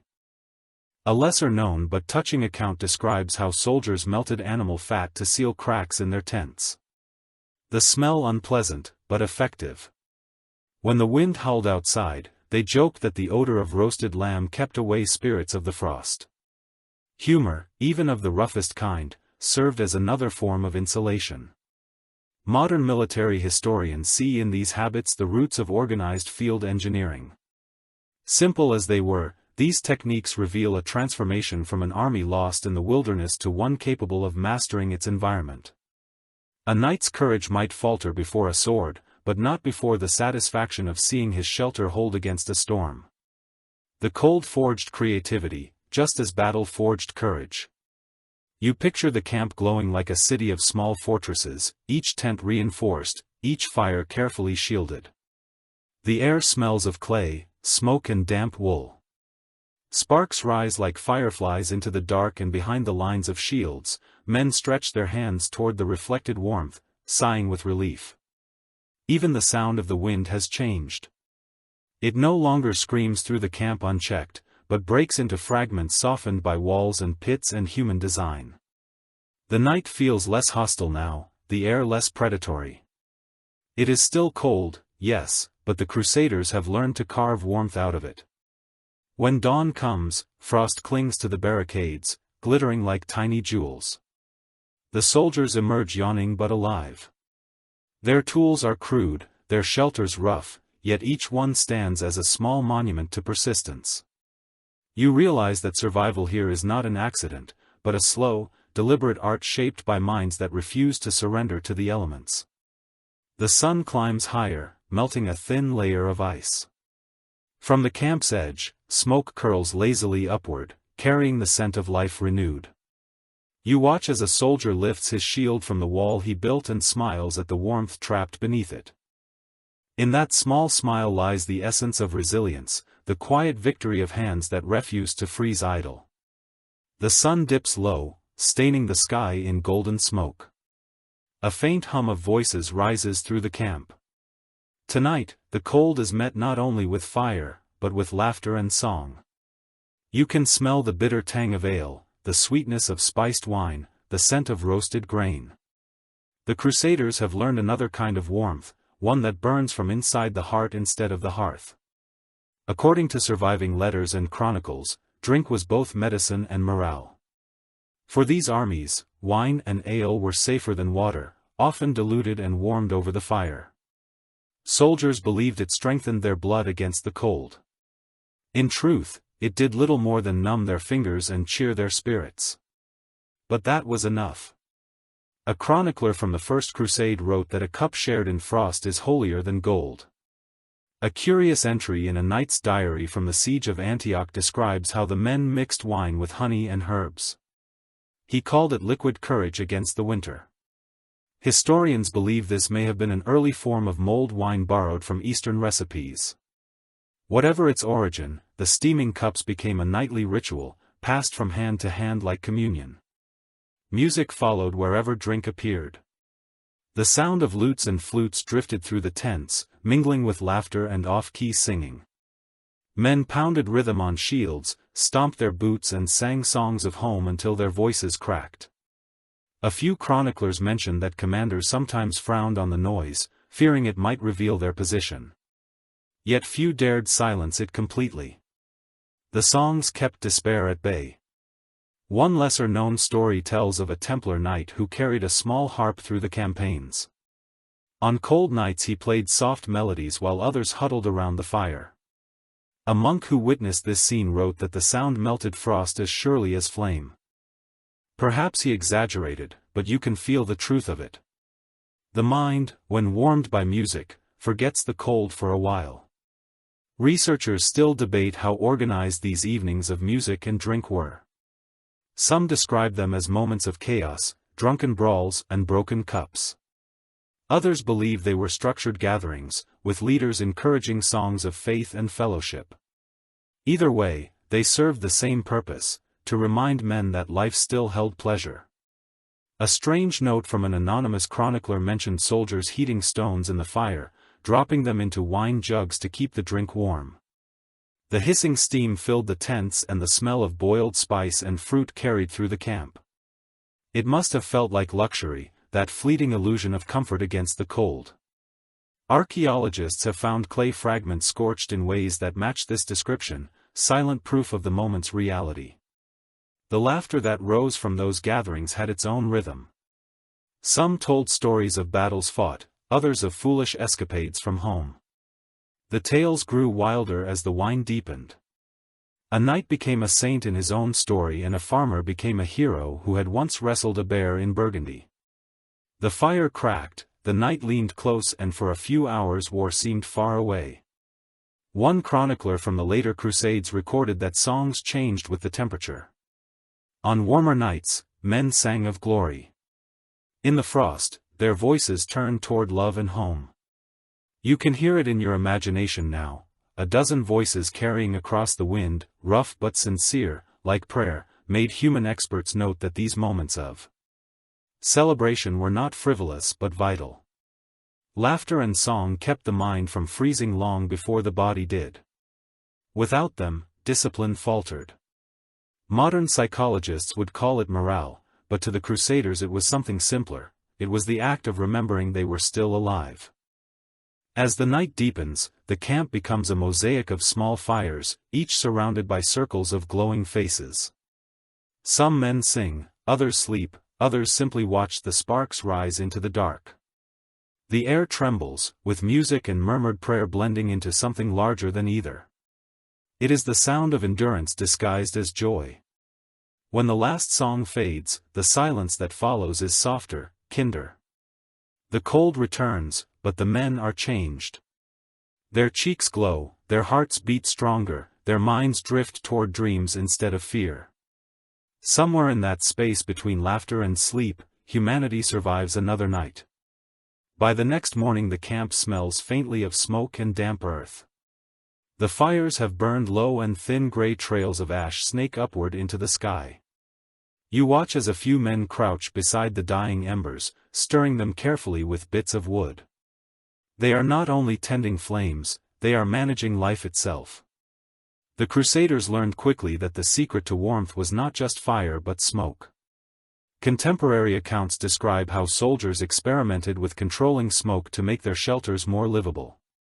A simple campfire in a tent could choke a man before it warmed him. So they began shaping small vents, cutting holes in the canvas or tilting the tent's edge just enough for the fumes to escape. It was primitive ventilation born from necessity. Archaeologists have found charred tent stakes and smoke-stained stones that match these descriptions, quiet evidence of their learning. A curious letter from a monk who traveled with the armies mentions how he watched soldiers arrange fires in pairs, placing their tents between them, so the smoke rose on both sides. He called the design a corridor of warmth. Historians believe this technique helped reduce the bitter winds that swept across open plains. What began as improvisation slowly turned into habit. Another chronicler tells an almost unbelievable story of a knight who claimed to read weather from smoke. He would watch the direction it drifted and predict storms or frost. Modern scholars dismiss it as superstition, but the image is striking, a man studying the behavior of fire as if it spoke a language known only to the desperate. In a way, perhaps it did. Experts continue to discuss how these small innovations changed the way medieval armies understood shelter. Before the Crusades, fire was often kept outside sleeping spaces.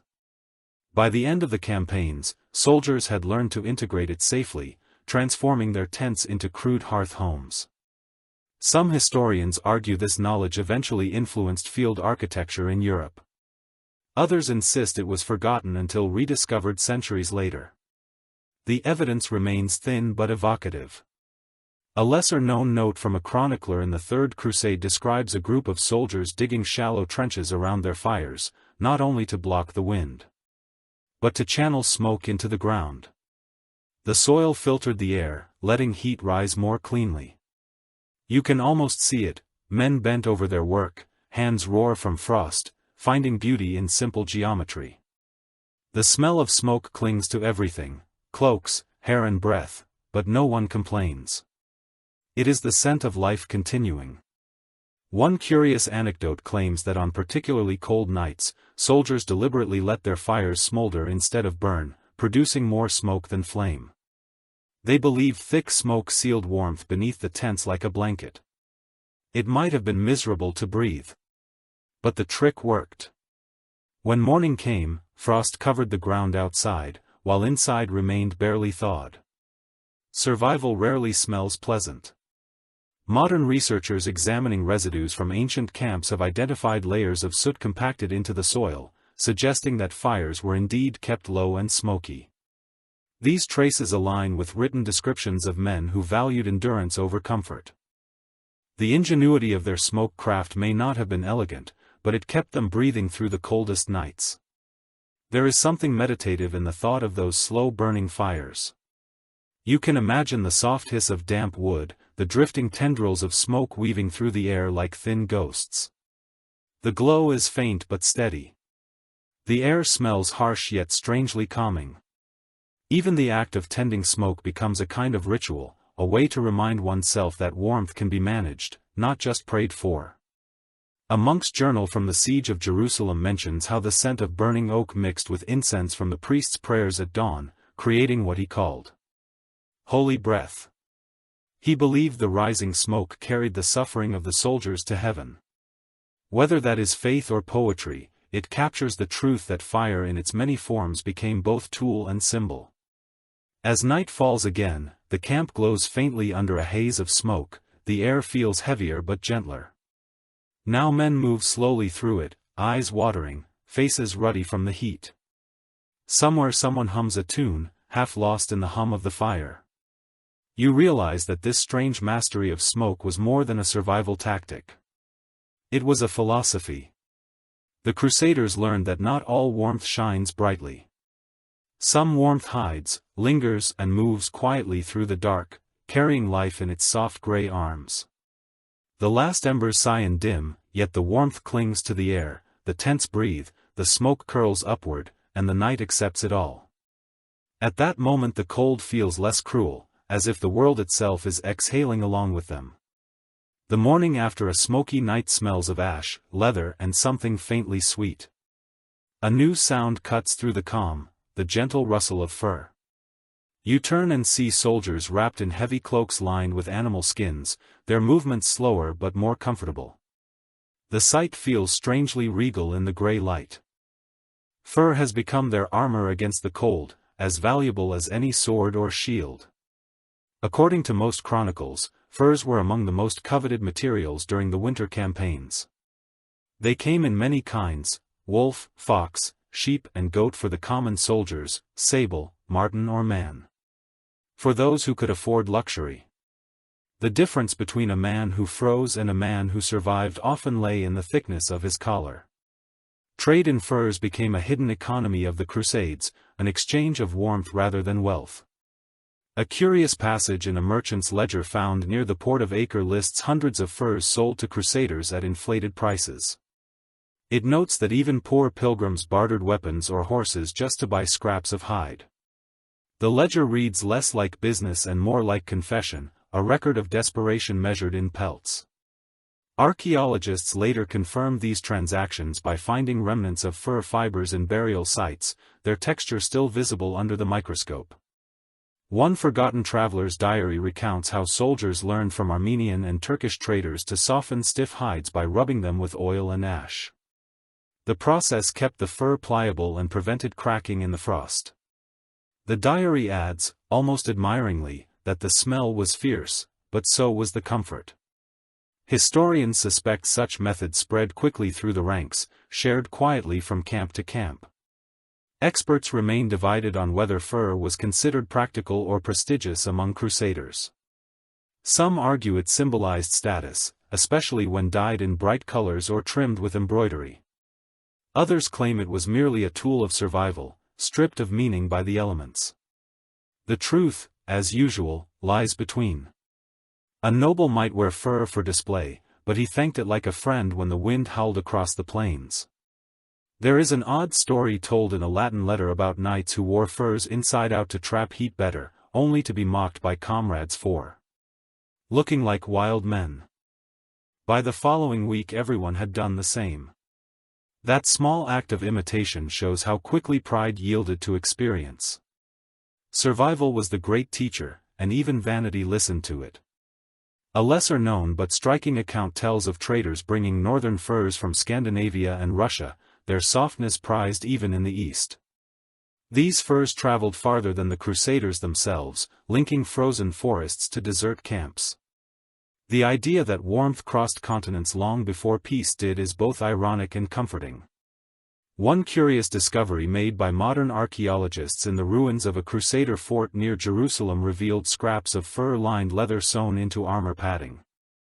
This suggests that fur was not only worn for comfort but used as insulation under metal plates. The combination would have softened the shock of blows and kept the cold from turning armor into ice. You can almost picture a soldier tightening his straps, feeling that thin layer of luxury beneath the steel. A private comfort never mentioned aloud. A monk's record from the late 12th century describes the moral unease some clergy felt about the trade. They worried that killing animals for warmth defied the spirit of pilgrimage. Yet in the same breath he admits that he slept each night beneath a sheepskin cloak. His words read like a sigh rather than a sermon. "The Lord forgives," he wrote, "for without warmth we cannot pray." There are rumors of stranger practices too. One source claims that crusaders in the mountains lined their boots with rabbit pelts, believing that the quickness of the animal would pass into their feet and keep them warm. It sounds foolish now, but perhaps it worked. The mind given something to believe can turn superstition into comfort. By nightfall the camp looks almost like a gathering of beasts rather than men. The firelight glints on pelts and hides, their edges shifting like waves. The soldiers seem larger, wrapped in layers of animal strength. The air smells heavy with musk and smoke, but also with safety. In this shared wilderness, man and creature have become partners in survival. You can almost feel the fur under your own fingers, now soft, dense and faintly oily, holding the day's warmth against your skin. It is a primitive kind of luxury, one that requires no art and no approval. The Crusaders learned that sometimes the most human act is to borrow from nature to wear the world instead of fighting it. As the wind picks up again, the furs rustle like whispers. The camp glows softly beneath them, every soldier carrying a small portion of the wild on his shoulders. And somewhere within that warmth a quiet realization settles, that to survive the cold is not to conquer it but to make peace with it. The air crackles with tension. Tonight it is not only the cold that bites, but tempers sharpened by exhaustion. Around the camp, the firelight wavers over faces tight with frustration. The long march, the sleepless nights, the endless ache of chill have made the air itself feel brittle. A single spark and it could shatter into argument. You stand near the edge of one fire listening to a group of knights argue softly over rations. The steam from their breath mixes with words that sound too sharp for friendship. According to several surviving letters from the Second Crusade, tempers often flared during the coldest months. Hunger and fatigue stripped away courtesy faster than any enemy blade. One chronicler noted that the frost made the heart cruel. The words ring true even now. It was not hatred that drove men to quarrel, but sheer discomfort when your fingers sting and your stomach growls. Patience feels like a distant luxury. A curious record from a French soldier tells of a scuffle between two captains over a single jug of wine. One claimed command rights, the other claimed thirst. The fight ended when the jug cracked and spilled its contents onto the frozen ground. The writer adds dryly that both men stood staring at the wasted wine in silence, their anger melting as quickly as the liquid froze. Historians cite the story as an example of how quickly rage turned to regret in the crucible of cold. Modern scholars continue to discuss whether the strain of winter made the Crusader armies more volatile. Some argue that shared suffering built solidarity, others that it exposed the fragile threads of command. Evidence points to both. A camp that could sing together at night could still splinter by morning. The cold did not discriminate between leaders and foot soldiers. It tested every bond equally. A lesser-known account tells of a knight who tried to strike his squire during a freezing march but was too weak to lift his sword. The sight apparently reduced both to laughter. That strange moment of shared helplessness, recorded in a brief diary note, shows how absurdity sometimes dissolved anger better than authority ever could. There were deeper tensions too. Supplies were scarce and decisions about who received warmth and food carried the weight of judgment. A priest might argue that charity should favor the sick, while a captain insisted that soldiers needed strength for battle. Every night became a negotiation of ethics, fought beside a dying fire. One obscure chronicle describes how commanders sometimes forced men to build communal fires instead of private ones, believing shared heat would prevent isolation and jealousy. Yet the same source admits that men still crept away to guard their own embers, unwilling to trust others with the little warmth they had. It was not malice. Only fear to share was noble, to freeze was fatal. An odd yet vivid letter from a Venetian archer mentions that during one particularly bitter storm, men began shouting into the wind, venting their rage at the sky. He wrote that the noise rose like prayer, but had no faith in it. The description feels painfully human, a release of anger at the one enemy no sword could touch. Perhaps that sound, half curse and half lament, was the real music of the winter campaigns. Archaeological studies of abandoned camps show evidence of hasty departures and broken tools, signs of disorder that match written accounts of fights and desertions. Yet alongside them, researchers have found objects carefully repaired and shared, a pot mended 3 times, a cloak stitched from scraps of many others. The contrast is striking. It tells of people who quarreled fiercely but still found reasons to cooperate. One chronicler of the Third Crusade described a strange reconciliation that followed one such quarrel. 2 men, after fighting over bread, spent the next night building a fire together. When asked why, one replied, "Better to warm beside a fool than freeze beside pride." That single line, tucked into a margin of the manuscript, feels like wisdom carved from hardship. The cold revealed character as surely as any battle. A man's strength was measured not only by the sword but by how he treated those shivering beside him. For every argument there were also quiet acts of kindness. A glove shared, a portion of soup divided, a cloak draped over a stranger. These gestures rarely made it into official histories, but they were the true victories of winter. As the fire before you burns low, the quarrel nearby softens. The men fall silent, ashamed perhaps, or simply too tired to continue. One passes the last scrap of bread to the other. The night grows calm again. In the flicker of the flames, the tension dissolves like frost under sunlight. The warmth returns not from the fire but from forgiveness that glows quietly between them. You realize then that survival was not only about tools and fabric and flame. It was also about endurance of the spirit. Anger spent too freely could freeze a heart faster than ice. What saved the Crusaders in the end was not strength but the fragile warmth of mercy that kept them human even when the world around them turned to stone. Snow begins to fall again, soft and steady, blanketing the camp in silence. The flakes drift through the air like feathers, landing on helmets, cloaks and the tips of spears. You can hear the faint hiss as they touch the embers of the fire and vanish into steam. The soldiers glance upward, caught between awe and dread. They have seen this before, and they know what it means. A storm is coming. According to the chronicles of the First Crusade, blizzard struck the armies without warning, turning roads into traps and tents into. One priest described how the sky fell upon the earth in white sheets, smothering even prayer. The words carry both terror and reverence. For men who believed the world to be ruled by divine will, snow felt like both punishment and proof. A curious note in a later account mentions that when storms hit suddenly, the Crusaders would drop their gear and huddle in circles, covering themselves with their cloaks and packs, forming what they called rings of breath. Each man faced inward, heads bowed, exhaling warmth into the shared space. Modern historians see this as one of the earliest descriptions of a survival tactic still used by explorers centuries later. It is a strange thought that desperation can invent wisdom lasting far beyond its time. Another chronicler writes of a storm so fierce that it buried entire wagons. The men dug with bare hands until their nails split. When they reached the horses trapped inside, the animals were already stiff. He recorded it without flourish, simply stating, "The Lord tested our hearts." Archaeological findings in Anatolia later uncovered remains of carts and animal bones clustered together beneath layers of silt. Silent confirmation of the truth behind that sentence. Some modern experts argue that these blizzards shaped more than logistics.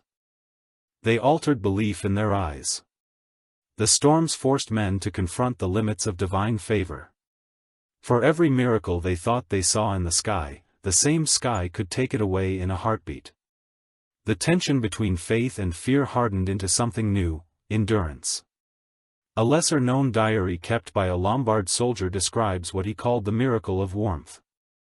During a particularly brutal night, when snow filled the tents and fires died, a faint glow appeared in the sky. He wrote that the men saw it as a sign of God's mercy and took courage.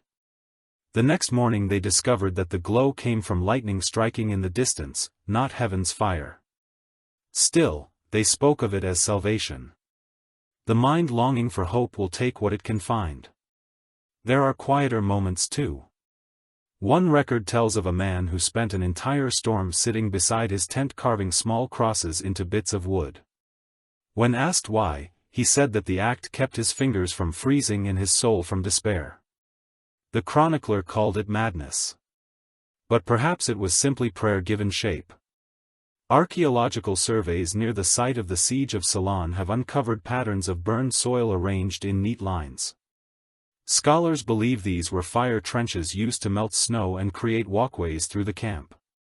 The idea was simple but ingenious: light, small fires in sequence to clear paths, using warmth to fight back against the white weight of the world. A strange legend persists in some later writings that during one of the worst storms, a column of soldiers claimed to see an angel walking across the snow. The figure glowed faintly blue and vanished when they approached. Historians dismiss it as illusion born of exhaustion and moonlight.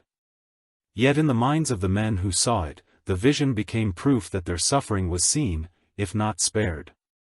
Experts still debate how many lives the cold claimed during those winters. The numbers vary, the causes blur, but the feeling that runs through every account is the same. Or even in misery.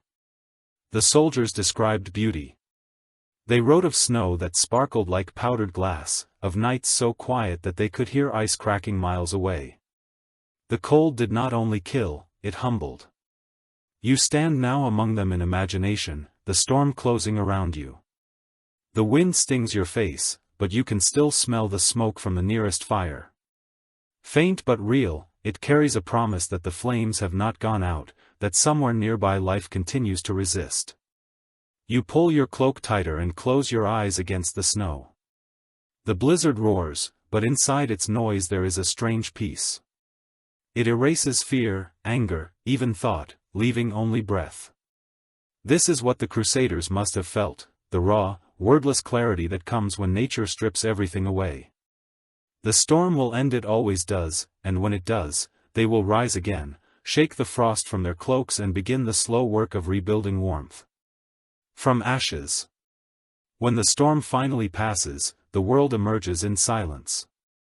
The snow lies smooth and bright under a thin sun glistening like glass across the plain. The camp begins to move again, slow at first, then steadily, as if life itself is stretching after a long sleep. Shapes appear among the tents that you had almost forgotten in the long nights of war. Women move between the rows of canvas, their arms full of cloth, food and bundles of kindling. The presence of women in Crusader camps was not unusual, though it was rarely mentioned with respect in the official chronicles. Yet their role, often hidden, was essential to survival.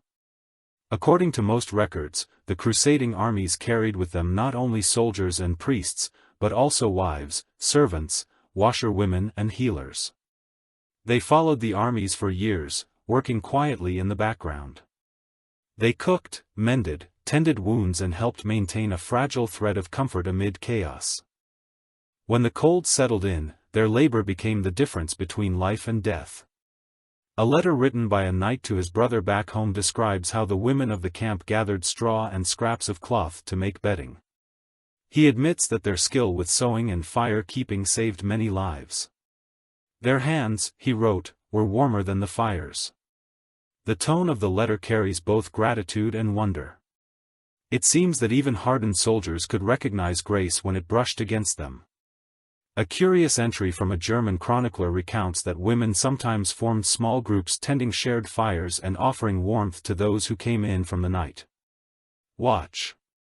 The men called these circles the hearth of mercy. Historians debate whether this was literal or poetic, but the image remains powerful. You can imagine the soft sound of women's voices, the rustle of skirts, the quiet discipline with which they turned cold air into something livable. There are accounts of healers who used oils mixed with herbs to rub frostbitten skin, saving fingers and toes from blackening. A monk writing from Antioch describes one woman who brewed a thick drink of honey, wine and garlic, claiming it drove the cold from the lungs. He admitted, reluctantly, that it worked. The memory of her recipe lingers in later medical texts copied by clerics who never mentioned her name. Experts continue to argue over how many women traveled with the crusading armies. Some say only a few, others suggest hundreds in larger camps. The evidence is scattered, fragments of jewelry, combs and cooking pots buried in camp ruins. Each small artifact hints at a story of resilience too ordinary for grand chronicles but too vital to forget. A lesser-known detail from a Venetian sailor's journal describes how, during one bitter winter, women collected scraps of cloth from damaged banners to make scarves for the soldiers. The irony is striking, symbols of war turned into garments of care. The chronicler calls it an act of quiet rebellion against the cold. One strange yet moving story comes from a chronicler who tells of a woman named Agnes who followed her husband across half of Asia Minor. When he fell sick from the chill, she built a shelter of canvas and brush around his cot, warming the space with small oil lamps. He survived. Later, the men in the camp began copying her design for their own wounded. Her name does not appear again in the records, but her idea lived on. Modern historians have found that many of these women came not from noble families but from towns along the Crusaders' routes. Some joined the march for faith, others for safety and some simply because there was nowhere else to go. Their endurance mirrored that of the soldiers, though history recorded their deeds in quieter tones. One touching account written by a priest after the First Crusade confesses that he had once despised the presence of women in the camp, calling them distractions. By the end of the journey he wrote differently, "They prayed when we cursed, they gave when we begged and they warmed the dying." His change of heart feels like redemption, as if compassion itself shored something frozen in him. You walk now through the imagined camp, past lines of tents and fires. You see women spreading cloaks to dry, stirring pots, washing linen by breaking the thin ice of a stream.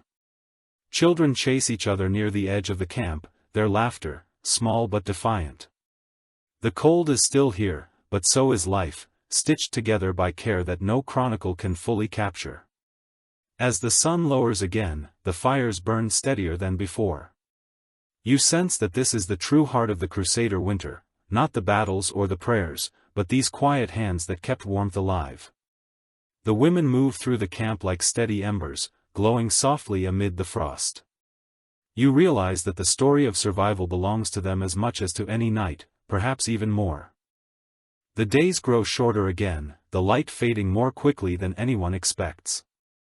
The cold does not relent, yet life continues to pulse within the camp. If you listen closely, beneath the rattle of armor and the crackle of firewood, you can hear smaller sounds, laughter, the murmur of young voices, the soft call of someone reminding a child to stay near the tents. The Crusaders did not march alone. Among the warriors and priests moved pages, squires and children who carried no swords but bore the same weight of the cold. According to the writings of several chroniclers, every crusading army included boys apprenticed as pages or squires.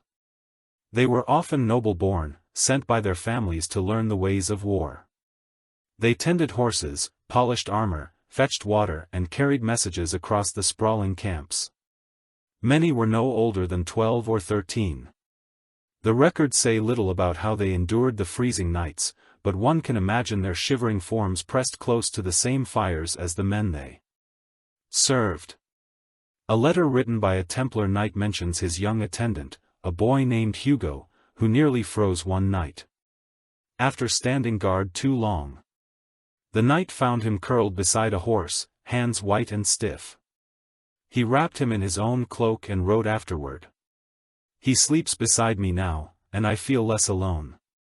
The tone of that letter, unguarded and tender, shows how hardship blurred the boundaries between rank and affection. One curious note, in the Diary of a Crusade, Chaplin speaks of camp followers, children, sons and daughters of soldiers, servants and merchants who grew up among tents and banners. He describes them playing in the snow, shaping crude figures of knights and crosses from packed ice. The image is strange and sweet, a moment of innocence standing in the shadow of war. The same chronicler confesses that hearing their laughter made the cold seem less like punishment and more like the world's breath. Experts still debate how many children accompanied these expeditions. Some historians think their presence was limited to a few noble households. Others believe that entire families sometimes followed, unwilling to be left behind in dangerous lands. The archaeological record supports the latter view. Small shoes, bone toys and tiny eating bowls have been found in Crusader settlements. These traces remind us that history's grand campaigns were lived not only by men with swords, but by children learning to survive beside them. A forgotten account from an Italian scribe describes how squires and older boys formed small teams to gather wood and snowmelt water. During the evenings the youngest carried bundles of sticks almost as large as themselves, their faces red from the cold. Yet the same scribe notes they often sang as they worked, inventing rhymes to mock the frost. He called it childish defiance against the wind. You can almost hear it now, those bright voices carried through the dark. A lesser-known story from a Crusader's memoir tells of a boy who saved his master's life during a snowstorm by lighting a fire inside a broken shield and holding it under a makeshift tent until morning. The boy burned his own hands doing it. The knight later wrote that he never saw courage so small in body yet so large in spirit. It is one of those stories that sound half legend, half truth, but it captures the essence of the time, young hearts forced to grow quickly in the cold. Modern researchers point out that these children often learned the art of endurance before they learned to read. They adapted faster than their elders, using play as practice. A monk once described how boys chased each other around the campfires, laughing even as snow fell in their hair. Their joy, he wrote, was a flame that the frost could not touch. Perhaps that joy was the camp's most fragile defense against despair. A curious discovery made near the ruins of a Crusader outpost revealed a wooden whistle carved in the shape of a bird. Its surface was worn smooth by many fingers. It likely belonged to one of those young pages or children of the camp holding it. Now, centuries later, one can almost hear the echo of a tune played to keep fear away. Even the soldiers who had lost all softness in their hearts seemed changed by the presence of the young letters from the time. Speak of men sharing food with the smallest among them, or carving toys from bits of bone. Hard men who had faced death without flinching would weep if a child fell ill from the cold. The historian Albert of aka Nantes wrote, "It was the children who reminded the army what warmth truly was." As the night returns, you can see the fires reflected in young eyes, the faces half hidden by hoods too large for them. A boy tosses a stick into the flames and for a moment the sparks rise high, dancing like stars around him. The adults grow quiet, watching the laughter fades into calm and the world feels gentler, if only for a heartbeat. The cold may still own the air, but the warmth of youth keeps it from claiming the soul among the weary soldiers. Those small lives became living proof that the human spirit, once kindled, can glow even in the harshest frost. The morning smells of smoke, salt and sweat. The sun has not yet cleared the horizon and the camp stirs slowly wrapped in fog.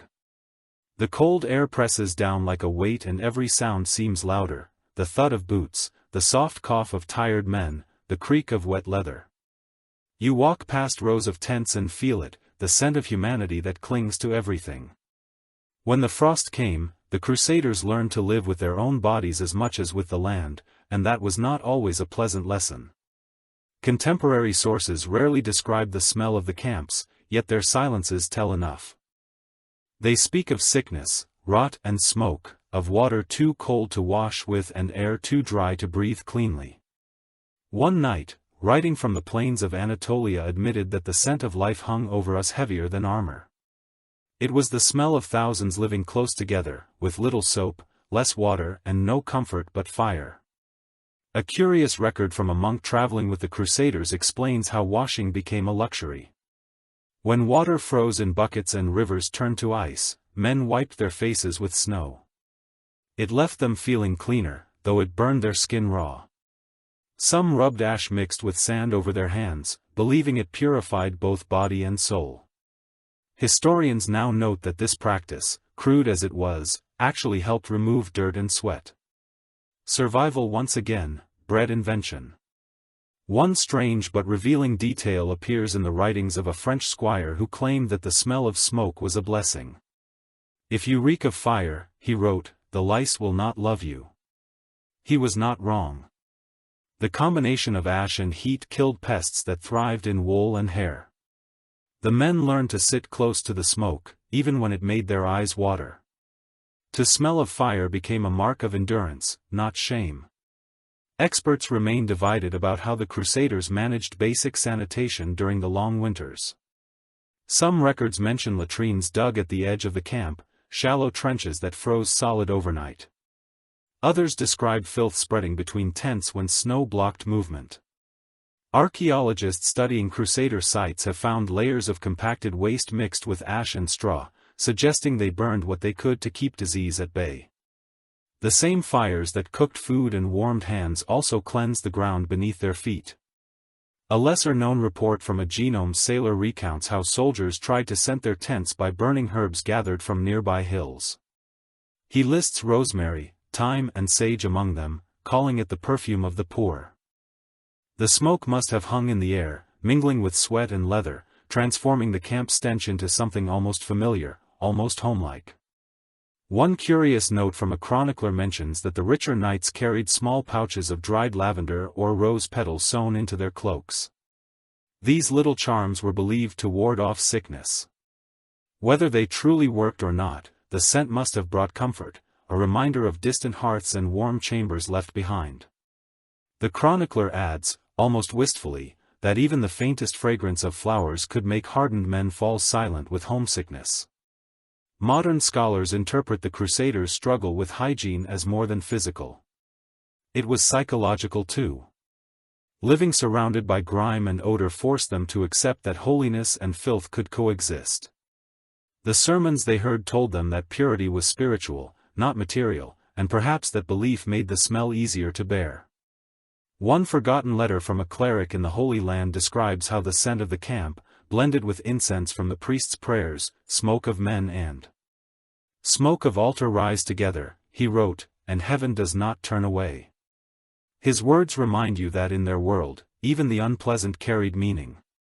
The odor of endurance became the fragrance of faith. There is an almost tender irony in the idea that survival smelled so strongly.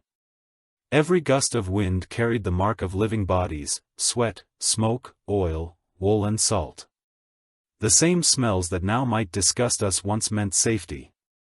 They proved that others were near, that no one was freezing alone. You walk through the imagined camp and catch those scents in your mind, the acrid sweetness of burned pine, the musk of animal hides drying by the fire. The sour tang of fatigue. It is heavy, yes, but also grounding. It is the smell of persistence, of people refusing to vanish into cold air. As the light strengthens, soldiers open their tents, letting smoke and frost mingle. The morning wind carries away the worst of it, leaving behind only the faint perfume of survival. You realize that the Crusaders, like all travelers in harsh places, came to measure life by smell and sound as much as by sight. The stench of the camp, ugly and honest, was proof that warmth, though imperfect, still clung to the living. The sky glows, pale as morning returns, thin sunlight sliding over the frost-bitten ground around the camp. The fires sputter and crackle weakly, their smoke rising in slow columns toward a sky drained of color. The Crusaders begin to pack what little they have, shaking snow from cloaks, stamping the stiffness from their boots. You watch them move and realize that the cold has taught them discipline more than any commander could. Survival has become its own religion. According to the journals of the First Crusade, soldiers developed morning rituals that bordered on ceremony. They began with silence, then movement, each man preparing his gear the same way every day. A monk who observed them wrote that routine is the armor of the soul. By repeating familiar motions, folding cloaks, checking straps, stirring the embers, they held the chaos of the cold at bay. It was a rhythm that steadied the mind, even when the body trembled. A curious note from a soldier's diary describes how they learned to start their mornings not by marching but by warming their feet in ashes. He explains that the fire's residue retained heat even after the flames died. The men would bury their toes in the gray dust until the sting of frost faded. It was an odd, almost childlike image, grown warriors standing barefoot in ashes, drawing comfort from the remnants of yesterday's fire. Archaeologists later found traces of scorched footprints near ancient campsites, silent proof of this strange intimacy with the earth. One obscure account from a chronicler tells of soldiers facing the dawn together, lifting their hands toward the rising sun to catch warmth on their palms. The chronicler, eyed by the sight, compared it to prayer. Historians still debate whether this ritual was born from faith or habit, but the act itself feels sacred. When light returns after a night of frost, it is natural to greet it as salvation. Experts remain divided about how the Crusaders balanced discipline with despair. Some argue that daily structure kept them sane, while others suggest it became mechanical, an empty repetition masking exhaustion. Yet within those routines, small sparks of hope survived. Men who might have given up found strength in motion, in doing rather than thinking.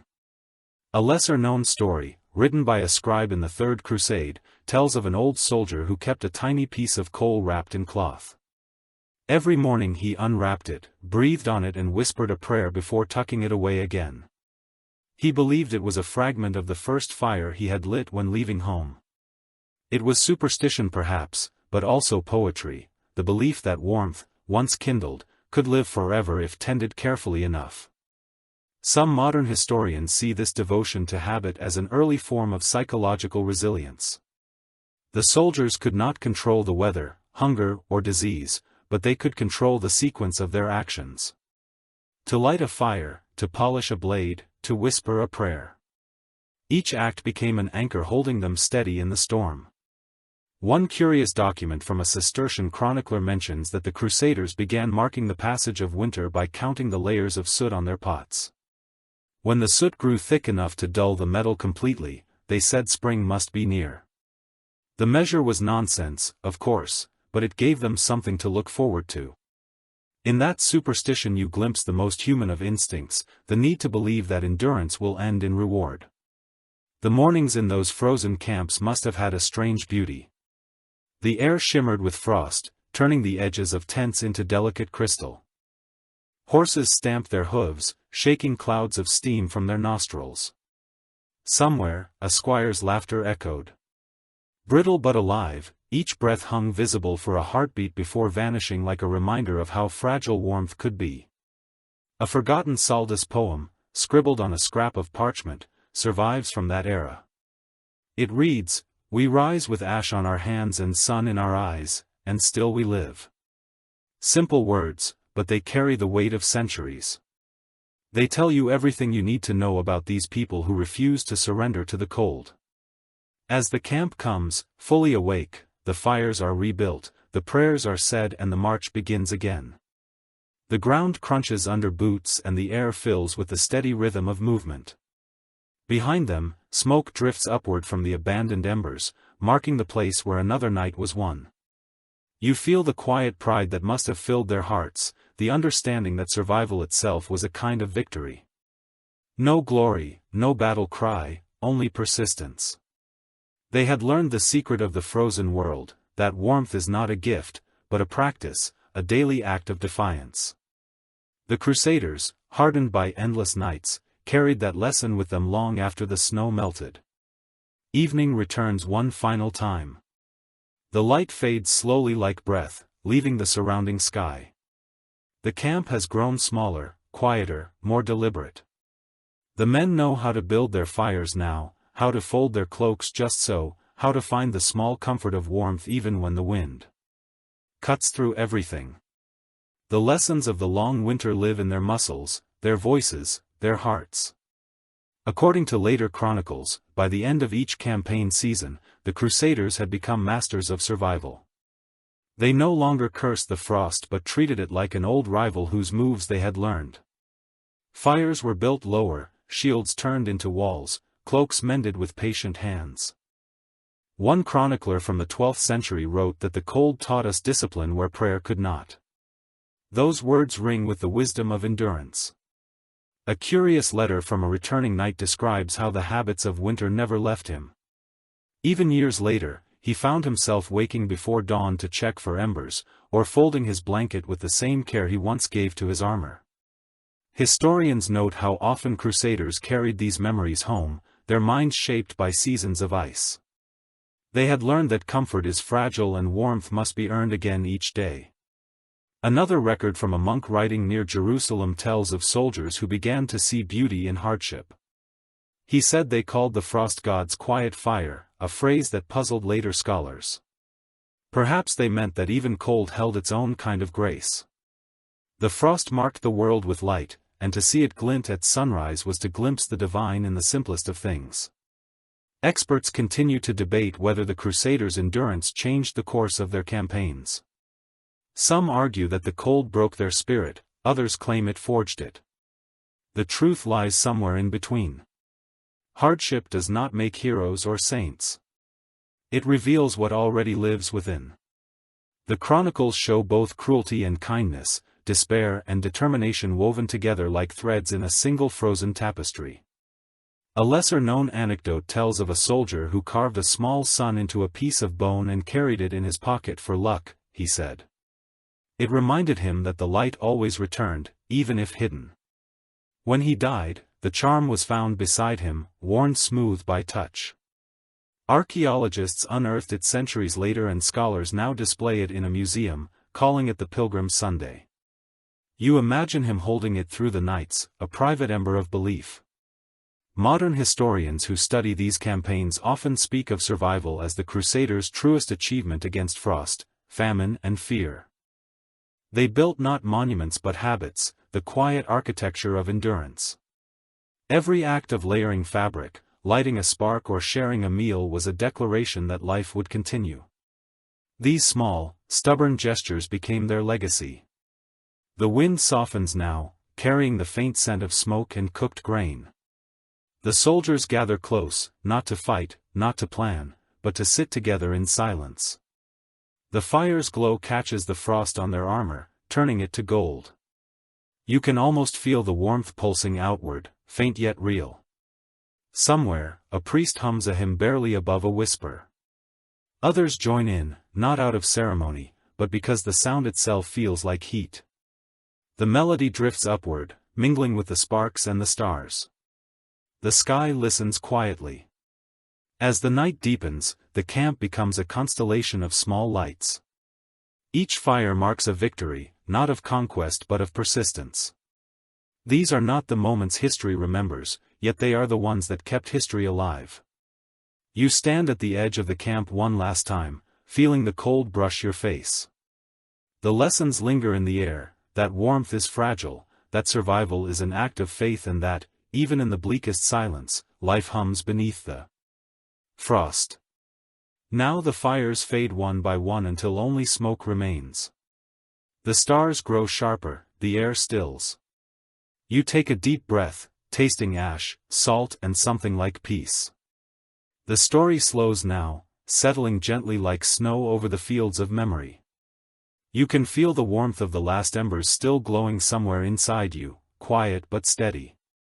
The voices of the Crusaders fade into the distance, their laughter and prayers carried away by the soft wind of time. What remains is stillness. You picture the camp long after everyone has slept. The fires are out, the world silver under moonlight. Frost sparkles on every tent, every sword, every strand of hair. Yet beneath that fragile layer of ice, hearts still beat, slow and certain. The cold has lost its edge. Your breathing slows too. Each inhale feels deeper, calmer. The frost melts away. With every exhale. You are warm now, wrapped in the same stubborn endurance that kept them alive. The night is no longer an enemy. It is a blanket, vast and soft, covering the earth in quiet mercy. So rest now. Let the echoes of those fires drift through your thoughts like gentle smoke. The world outside is still turning, but for this moment, everything is peaceful, everything is warm. Sleep well, traveler of history. Tomorrow the dawn will come again.